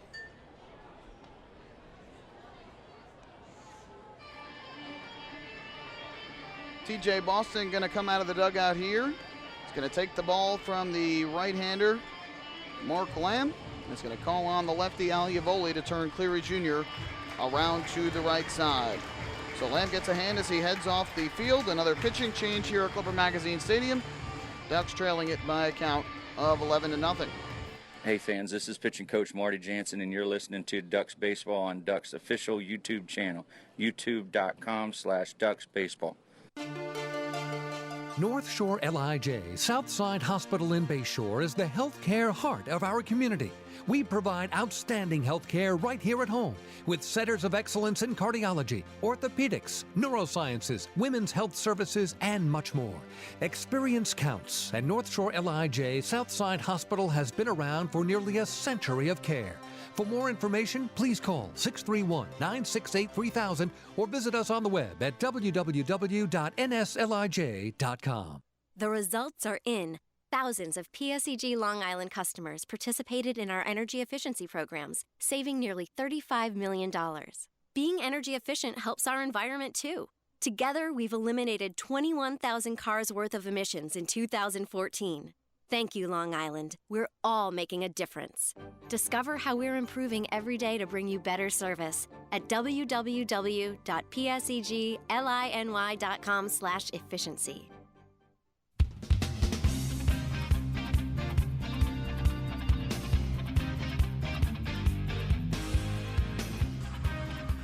Back here in Lancaster as we move in the top half of the 7th inning to Delta Cleary Jr. Cleary Jr., a switch hitter, batting now from the right side as the Barnstormers go to their bullpen and call on Al Yavoli. So Yavoli will make his series debut against the Ducks. First action of this 4-game set, and he will turn Cleary Jr. around to the right side, trying to keep the shutout intact. Lantini, the runner at first with 2 men out. And the first pitch on the way is a fastball in at the knees for a called strike. The count 0-1. Thus far, Yavoli has pitched in 22 games out of the bullpen and has yet to allow a single run. It's been terrific for the Barnstormers. The 0-1. Line drive in the air to center field. On the run is Kajimoto into the gap. He makes the running catch. Cleary Jr. robbed of a base hit, and the side retired. No runs, 1 hit, 1 left for the Ducks. We go to the bottom half of the 8th inning, and Lancaster still in front by a count of 11-0. Hey fans, this is outfielder and hitting coach Lou Ford, and you're listening to Ducks Baseball on the Ducks official YouTube channel, youtube.com/DucksBaseball. Beautify your patio, walkway, drive. Hey fans, this is outfielder and hitting coach Lou Ford, and you're listening to Ducks Baseball on the Ducks official YouTube channel, youtube.com/DucksBaseball. Beautify your patio, walkway, driveway, or pool surround with Nicoloc paving stones and walls. Nicoloc specially formulated paver shield offers extra surface wear protection and color enhancement throughout the thickness of the paver. Paver shield guarantees that your pavers will look great for years to come. Bring home the elegance with Nicoloc. Visit the Nicoloc Design Center, Sunrise Highway, Lindenhurst, or Nicoloc.com. Let Nicoloc Pavers, let Nicoloc Pavers pave your way. M&V Limousines is the official bus company of the Long Island Ducks. Family owned and operated, they've been in the business for over 23 years. M&V Limousines offers coach buses with Wi-Fi and restrooms, party buses, exotic limousines, and so much more. Whether you're looking for transportation for weddings, proms, corporate outings, or long-distance trips, they've got the right vehicle for you. Visit their showroom in Comac or check them out online at mvlimo.com. M&V Limousines, the official bus company of the Long Island Ducks.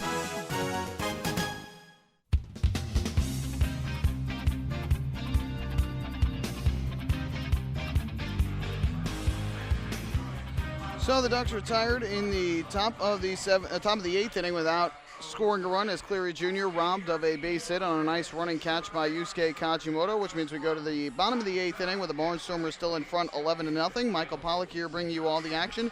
Thank you so much for joining us on your Sunday afternoon for the regular season finale. Ducks and the Barnstormers both will open up the playoffs on Wednesday at home. Barnstormers here against the Blue Crabs, the Ducks at home against the Patriots.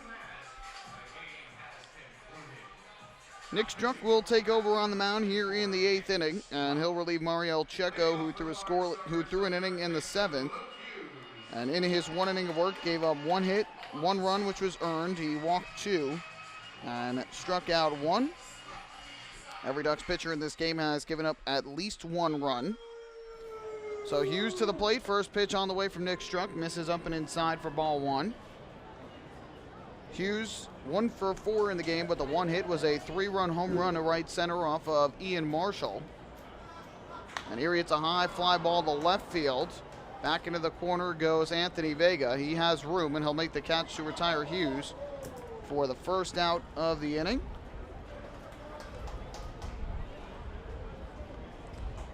That's just the 3rd time in this game that the leadoff man has not gotten on for the Barnstormers in an inning. So with 1 away, that will bring up. The shortstop Anderson. Just the 2nd time, my mistake. Only other time was the 2nd when Kern retired the Barnstormers in order. First pitch on the way to Anderson Feliz. He swings and taps 1 foul, 3rd base side. And the count 0-1. Kern threw a scoreless inning, or check that. Struck through a scoreless inning here yesterday, allowing 1 hit, striking out 1. He has been terrific out of the bullpen for the Ducks this year. The 0-1, swing and a miss at a breaking ball, way out in front, and the count 0-2. On the year, Struck has a record of 5-4, a 2.15 ERA in 49 games, so this is his 50th appearance of the season for the Ducks. He has 1 start in there as well. The 0-2, Feliz takes a fastball that misses outside for ball 1. Struck in 50 1/3 innings, 38 hits, 12 runs, all earned, 23 walks to 51 strikeouts. Now the 1-2, breaking ball. Feliz thought about it, but lays off. And that evens things up at 2 balls and 2 strikes.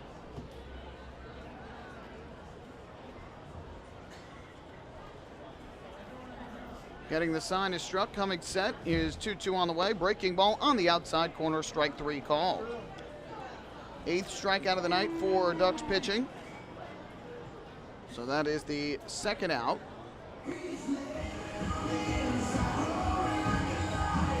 And with 2 away, that will leave it up to the right fielder, Derek Piles.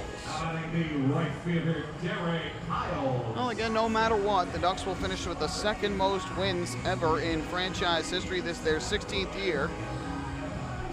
Currently at 80 wins. The most that they have had in a single season since their inaugural year of 2000. First pitch misses low for ball 1. That was when they went 82-58. If the score holds up, Ducks will finish the year 80-59. 1-0 fastball on the outside corner for a called strike. That'll even things up at 1-1.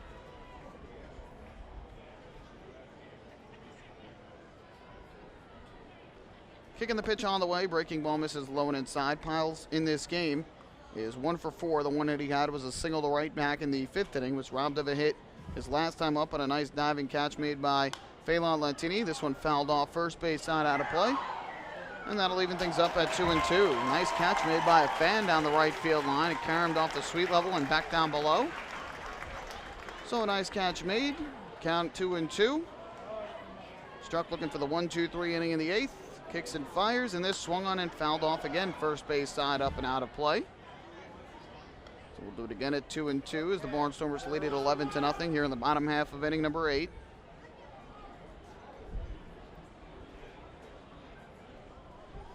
Struck looks in for the sign, comes set. And the 2-2 pitch. Swinging a line drive towards the right side and through, a base hit. Piles with his 2nd hit of the ball game as he singles over the outstretched try of Cody Puckett. So a 2-out base runner, and that will bring up Juan Apodaca.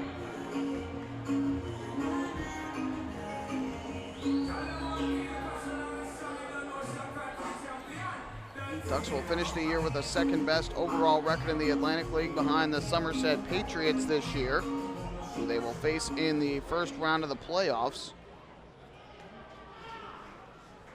First pitch on the way. Breaking ball taken inside for ball 1. Patriots at 89-49 this year. We'll try and match the 90 wins that they had set as a franchise record a couple years ago. Here a fly ball in the air to right, well hit back into the corner. Lantini giving it a look, but this ball will land foul up onto the local flavor.com deck.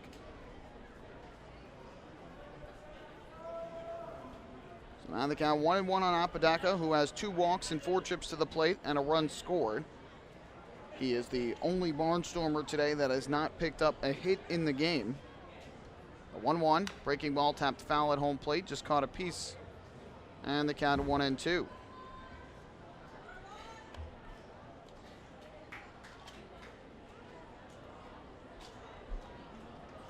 Tough Sunday afternoon so far for the Ducks. Fell behind 2-0 after 4, and then a 6-run 5th inning put the game out of reach as the trio of Kern, Bertrand, Marshall struggled against the Barnstormer lineup. The 1-2 pitch, line drive foul, first base side out of play. And we'll do it yet again at 1 ball and 2 strikes. Struck trying to retire Apodaca to end a scoreless 8th inning. The only pitcher in this game to this point that has yet to give up a run for the Ducks. And the 1-2, struck, kicks, and fires, and Apodaca swings and hits a ground ball towards second. Cody Puckett is there, and his throw over to first is in time for the out, and the side retired in the 8th. So Nick struck with a scoreless inning, no runs, 1 hit, 1 man left on base. We head to the 9th at Clipper Magazine Stadium in the regular season finale. Ducks trailing 11-0. Hey fans, this is relief pitcher Bruce Kern, and you're listening to Ducks Baseball on the Ducks official YouTube channel, youtube.com/DucksBaseball. Thinking about buying or refinancing a home? Start by attending a free MCU home buying seminar. Then speak with one of our loan specialists who will guide you through the loan process. With an affordable mortgage from Municipal Credit Union, Home Sweet Home will be a little sweeter. Call 212-238-3521 or visit nymcu.org to apply for your mortgage today. Municipal Credit Union. Strong, trusted, growing. Municipal Credit Union is an equal housing opportunity lender. Enjoy the ultimate VIP fan experience at Bethpage Ballpark this season by taking in a Ducks game from the brand new Trout Town Fan Can. Presented by Roscoe Beer Company, the Fan Can is available for rental at all Ducks home games. It features 12 Dream Seat theater-style padded seats, beverage holders, an air-conditioned atmosphere, and an incredible view of the game. Packages are now available with food and beverage included. To reserve your Fan Can outing today, call the Ducks Group Sales Department at 631-940-3825. The Trout Town Fan Can at Bethpage Ballpark. Your VIP experience has arrived.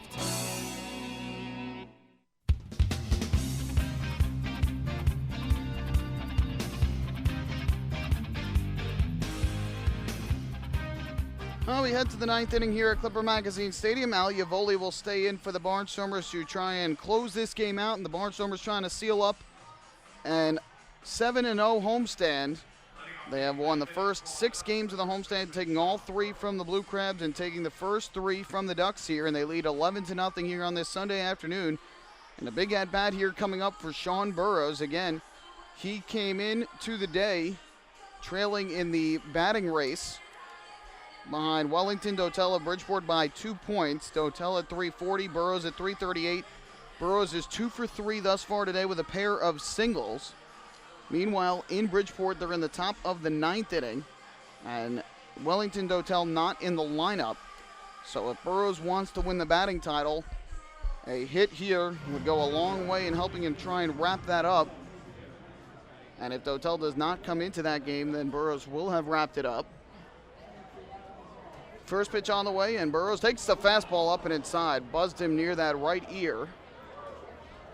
But it missed him in the count 1-0. He is at 341 for a batting average right now, 1 point better than Wellington Dotel. Yavoli comes set.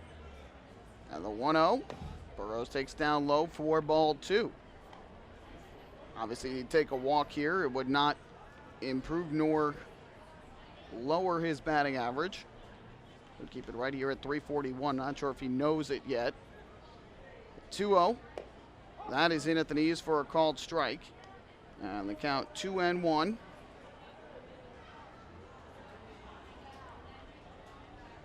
Burrows digs back in from the left side. Getting the sign coming set. The 2-1. Ground ball up the first baseline. It is fielded in fair territory by Cavazos Galvez. He will beat him to the bag for the out. So Burrows is retired for the first out of this 9th inning. Try and get a quick update for you here. as to what his average now stands at. But with one out, Cody Puckett will step up to the plate.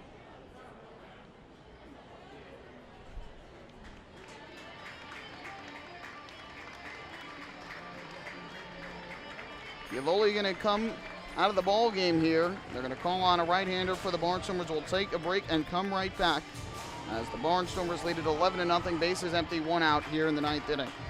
Hey fans, this is pitching coach Marty Jansen, and you're listening to Ducks Baseball on Ducks official YouTube channel, youtube.com/DucksBaseball.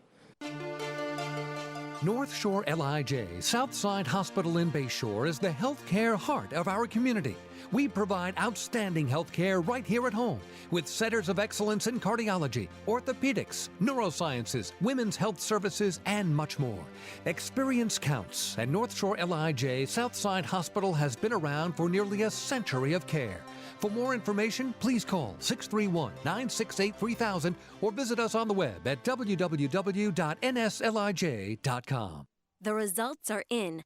Thousands of PSEG Long Island customers participated in our energy efficiency programs, saving nearly $35 million. Being energy efficient helps our environment too.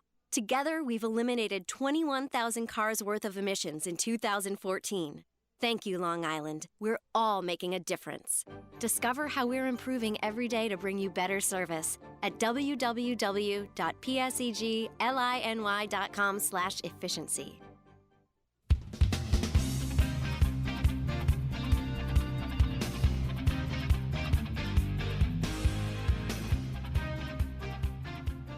Barnstormers have called on a right-hander here to face Cody Puckett. Looks to me like it is Pete Andrelzik. And so he will take over. An update, Sean Burrows, even though with that ground out, he still has a batting average of .340. It's technically .34029 in terms of his overall batting average this year. The 1-0, Puckett rockets one in his center, right at Yusuke Kajimoto, who races in to make the catch. And that is the second out of the inning as Andrelzik retires the first batter that he faces. As for Wellington Dotel, who is currently not in the lineup today for Bridgeport, his average currently stands at .33996. So, by a total of 34 points, excuse me, I believe, unless my math is wrong, which could be possible. 33 points, I was correct. Sean Burrows will have won the batting title if Dotel does not come into the game. First pitch misses for a ball. And the count goes to 1-0 on Struck, who is getting the at-bat here for Mike Blank, the designated hitter. So Kevin Baez is giving Nick Struck an opportunity to hit as the 0-1 is swung and fouled off first base side out of play. Struck had just pitched a scoreless inning, and Kevin Baez must have put him in this spot of the order to give him an at-bat before the season ends. Here, pitch is taken for a ball. The count goes full at 3-2. Payoff pitch from Andrelzik, and Struck lines one into left center field. How about that, a base hit? Nick Struck given an at-bat here in this game. He singles into left center field as a pinch hitter for Mike Blank. I know Struck has been saying how he wants to get into the game at some point, at least as a hitter, if not defensively. Well, he gets the opportunity to hit here in the regular season finale, and he singles into the left center field gap for the Ducks' fifth hit of the day. And just their second since the fourth inning. So with a runner at first base and two down, that is going to bring Anthony Vega to the plate. First pitch from Andrelzik, swung on a chopped foul. Yavoli, by the way, 2/3 of an inning, no hits, no runs, no walks, or strikeouts. Mark Lamb went 2/3 of an inning, gave up one hit. No runs, no walks, or strikeouts for Lancaster. Here's the 0-1. Vega takes way outside from Andrelzik. Evens things up at 1-1. Andrelzik pitched in yesterday's game, gave up a run on 4 hits in an inning and 2/3 in relief of Chad Beck. 1 walk, 1 strikeout. The 0-1. Breaking ball misses outside for a ball. It goes to 2-1. So the Barnstormers 1 out away from a perfect homestand here to close out the regular season. Here's the 2-1. Vega, a breaking ball taken low and outside again. Another ball, and the count goes to 3-1.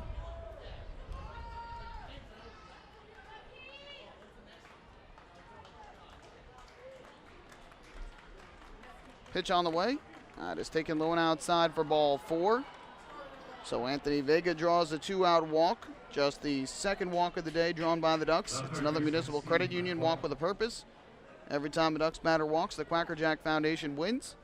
And with 2 down in the inning and 2 men on, that will give Steve McQuail an opportunity to come to the plate.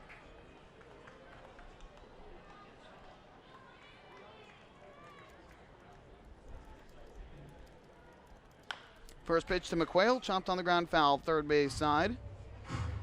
And the count goes to 0-1. McQuail is 0 for 3 in this game. A ground out to short in the second, a fly out to right in the 5th, and a strikeout in the 7th.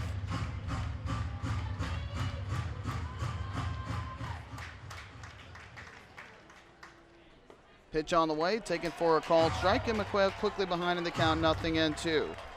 So again, the Barnstormers are 1 strike away from the victory here today. 11-0 the score in the 9th inning.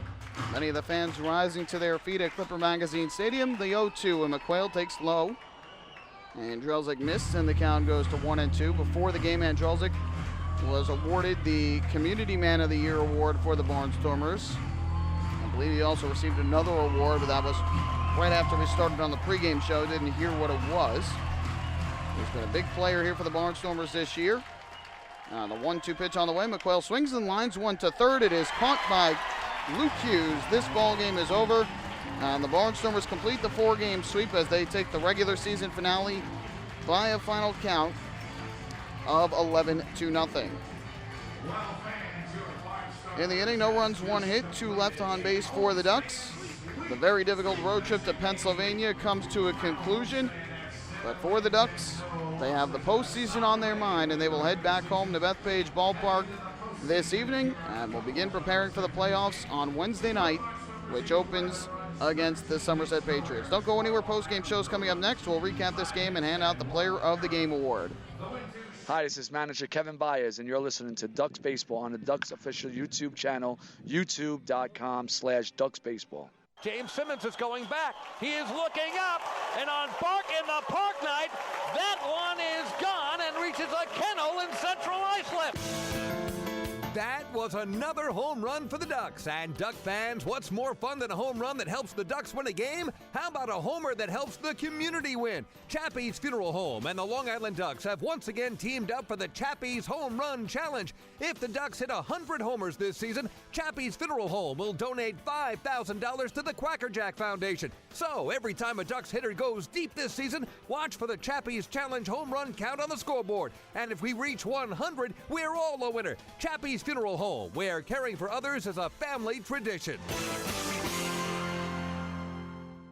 Can't get enough of the Long Island Ducks? Well, now you can get even more inside info on your favorite hometown team through Facebook and Twitter. The Ducks are constantly updating fans through social media with scores, transactions, ballpark promotions, and much more. You can even win great prizes. All you'll need to do is make a free account on Facebook and Twitter, and then visit us at facebook.com/LIDucks and twitter.com/LIDucks. Think you're Long Island's biggest Ducks fan? Get connected now.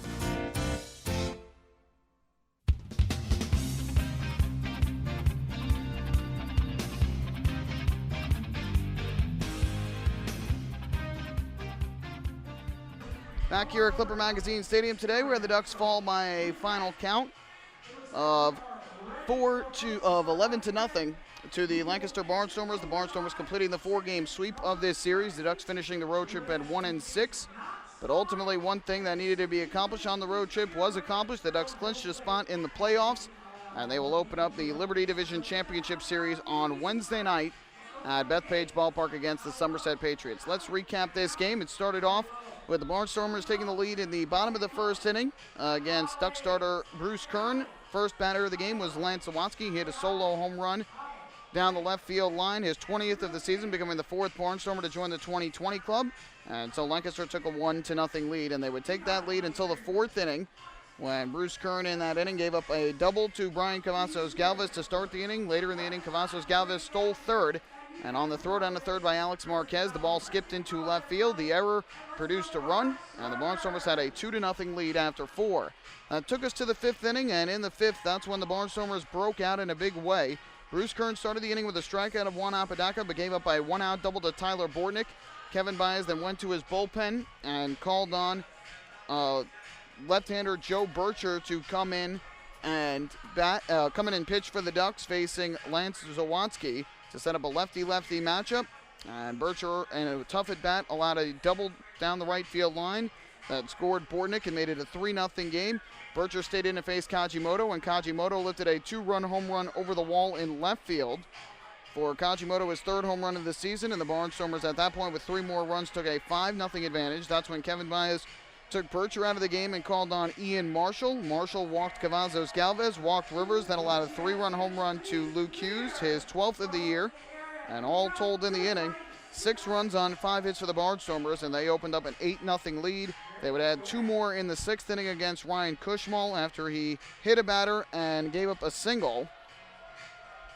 And that allowed a 2-run double to Kevin Rivers down the right field line. And so with the 2 runs that score, it makes it a 10-0 game, and then a final run in the 7th inning on an RBI double by Tyler Bortnick to round out the damage for Lancaster, and the Ducks fall in the regular season finale. Final totals of the ball game. For the Barnstormers, they had a total of 11 runs, 13 hits, no errors. They left a total of 9 men on base. For the Ducks, no runs, 5 hits, 1 error. They left a total of 7. The winning pitcher, Shunsuke Watanabe, for the Barnstormers improves to 7-5 on the year. The loser was Bruce Kern. He drops to 9-6. There was no save in the game. We don't have a time of game or in attendance yet. We'll get it to you as soon as we find out. But that is your recap of today's contest. As for today's player of the game, we are going to give it to Barnstormers center fielder Yusuke Kajimoto, who finished on the day 2 for 5 with a home run, 2 RBIs, and 2 runs scored. A great day at the plate for him. And so the Barnstormers center fielder Yusuke Kajimoto is today's player of the game. We'll take one more break. When we come back, we will do the out-of-town scoreboard and then set you up for the postseason, which will begin on Wednesday night at home against the Somerset Patriots. Hi, this is shortstop Dan Lyons. You can follow me on Twitter at @TheDannyLyons, and you're listening to Ducks Baseball on the Ducks official YouTube channel, youtube.com/DucksBaseball. Spring into a new Honda at Huntington Honda and pay $59 a month for a new 2015 Honda Civic LX sedan. $59. So spring into Huntington Honda on Jericho Turnpike just east of Route 110 or HuntingtonHondaCars.com. Huntington Honda, discover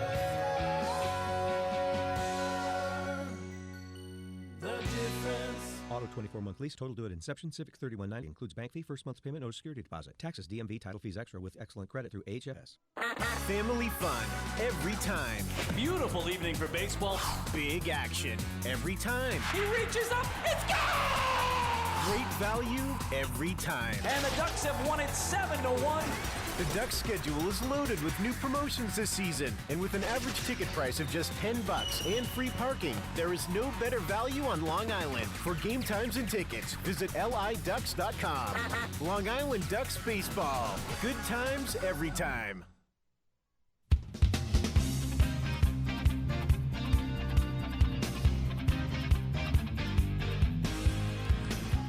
Back here at Clipper Magazine Stadium one final time, where the Ducks fall in the regular season finale. 11-0 the score. We'll take one final look at the out-of-town scoreboard before we wrap things up. By the way, we did get the time of game in attendance. 2 hours, 55 minutes the time of game. 4,986 the attendance in the regular season finale here at Clipper Magazine Stadium. Well, they're in the bottom of the 9th right now at the ballpark at Harbor Yard in Bridgeport, Connecticut. The Southern Maryland Blue Crabs an 8-2 lead over the Bluefish. Starting pitcher for the Bluefish was Matt Iannazzo. Now Eric Draxton is in the game. For the Blue Crabs, Sean Garceau got the start, pitched well, and Brian Grenning is now in the contest. Southern Maryland with 2 RBIs from Craig Maddox. They also have RBIs from Jake Opitz and Grant Zawatsky. And again, if Wellington Dotel does not come up to the plate, he has not played in this game, and right now there is 2 on with 1 out. If Dotel does not bat in this game, Sean Burrows of the Ducks will be the batting title winner this year. He finishes with a batting average of .34029. And Wellington Dotel right now is at .33996. So the Ducks first baseman Sean Burris has to hope that Dotel does not come into that game. But right now, if everything holds up and Dotel does not play, Burris would be the batting champion. Game originally was scheduled to supposed to start at 5 o'clock today in York, but I guess they started earlier. Right now they're in the top of the 7th inning, and the Revolution have a 7-3 lead over the Patriots. Will Oliver got the start for Somerset. Gus Schlosser is now in the game for them. For York, Matt Neal was the starter, and now Ron Scutters is in the ball game. York with 2 RBIs from Salvador Paniagua. 4 other players have picked up 1 RBI. Greg Hopkins has driven in 2 for the Patriots, and at 6:05 Eastern Time, 5:05 local time in Texas, it'll be the Skeeters hosting the River Sharks' final game of the year. For both of those two teams, neither are postseason bound. As for the NFL scoreboard, Giants in action today. They have blown a 10-point lead and now trail 24-20 with under a minute to go in the 4th quarter. Giants in the game getting touchdown passes to Odell Beckham Jr. and Larry Donnell, along with 2 field goals from Josh Brown. But Matt Ryan in the 4th quarter has thrown touchdown pass to Leonard Hankerson and a touchdown run from Devontae Freeman. And the Falcons looking to drop the Giants to 2-0 as they lead it by 4 with under a minute to go. The Jets, of course, will be in action on Monday Night Football tomorrow in Indianapolis against the Colts. Mets and the Yankees will do battle in the rubber game of the 3-game series tonight at Citi Field. 8:05 the start time. The Mets with Matt Harvey taking the mound at 12-7. CC Sabathia for the Yankees is 4-9. Big story today, though, as Rich Hill, the former Long Island Ducks pitcher, making his 2nd start with the Boston Red Sox today, had a brief hiccup in the 2nd inning, allowing 3 runs, but aside from that was terrific, and he earns the win.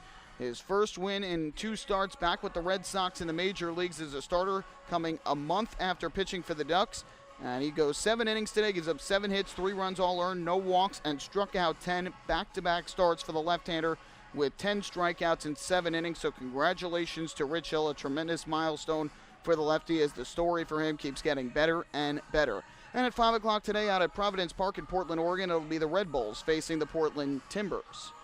So that'll do it for the out-of-town scoreboard today. Ducks, again, will return to the playoffs on Wednesday. It'll be the 10th time in the last 12 years the Ducks will be playing postseason baseball, and it'll be a rematch of the Atlantic League Championship Series from 2013. Game 1 of the postseason between the Long Island Ducks and the Somerset Patriots begins on Wednesday night, 6:35 p.m. first pitch. Starters and the rosters have yet to be revealed. I have to think probably will be John Brownell for the Ducks, but has not been announced yet, so just pure speculation. But either way, Ducks will head back home. They'll begin preparing for the playoffs. Probably will do some workouts at Bethpage Ballpark. And then Game 1 will start on Wednesday night with Game 2 to follow on Thursday at Bethpage Ballpark. Again, the first 1,000 fans in attendance will take home News 12 Drive to the Title rally towels at each of the first 2 games of the playoffs at Bethpage Ballpark. In addition, the team will be hosting a food drive prior to each game in conjunction with Island Harvest Food Bank. Fans encouraged to donate non-perishable food items by dropping them off in the collection bins located on the plaza outside the ballpark. If you donate 4 cans of food, you'll receive a free playoff ticket. And in addition, if you buy your playoff tickets online at liducks.com and type in the promo code DRIVE at checkout, DRIVE, $1 of your ticket will benefit Island Harvest Food Bank. So make sure you get your tickets now for the Ducks' postseason appearance as they will face the Somerset Patriots in Games 1 and 2 of the Liberty Division Championship Series at Bethpage Ballpark on Wednesday and Thursday this week beginning at 6:35 p.m. That'll do it here at Clipper Magazine Stadium, and for the final time in the 2015 regular season, once again the final score. The Ducks fall 11-0 to the Lancaster Barnstormers. We invite you to join us for our next Ducks broadcast, which will be on Wednesday night when the Ducks take on the Somerset Patriots in Game 1 of the Liberty Division Championship Series. Our pregame show will begin approximately at 6:20, first pitch at 6:35.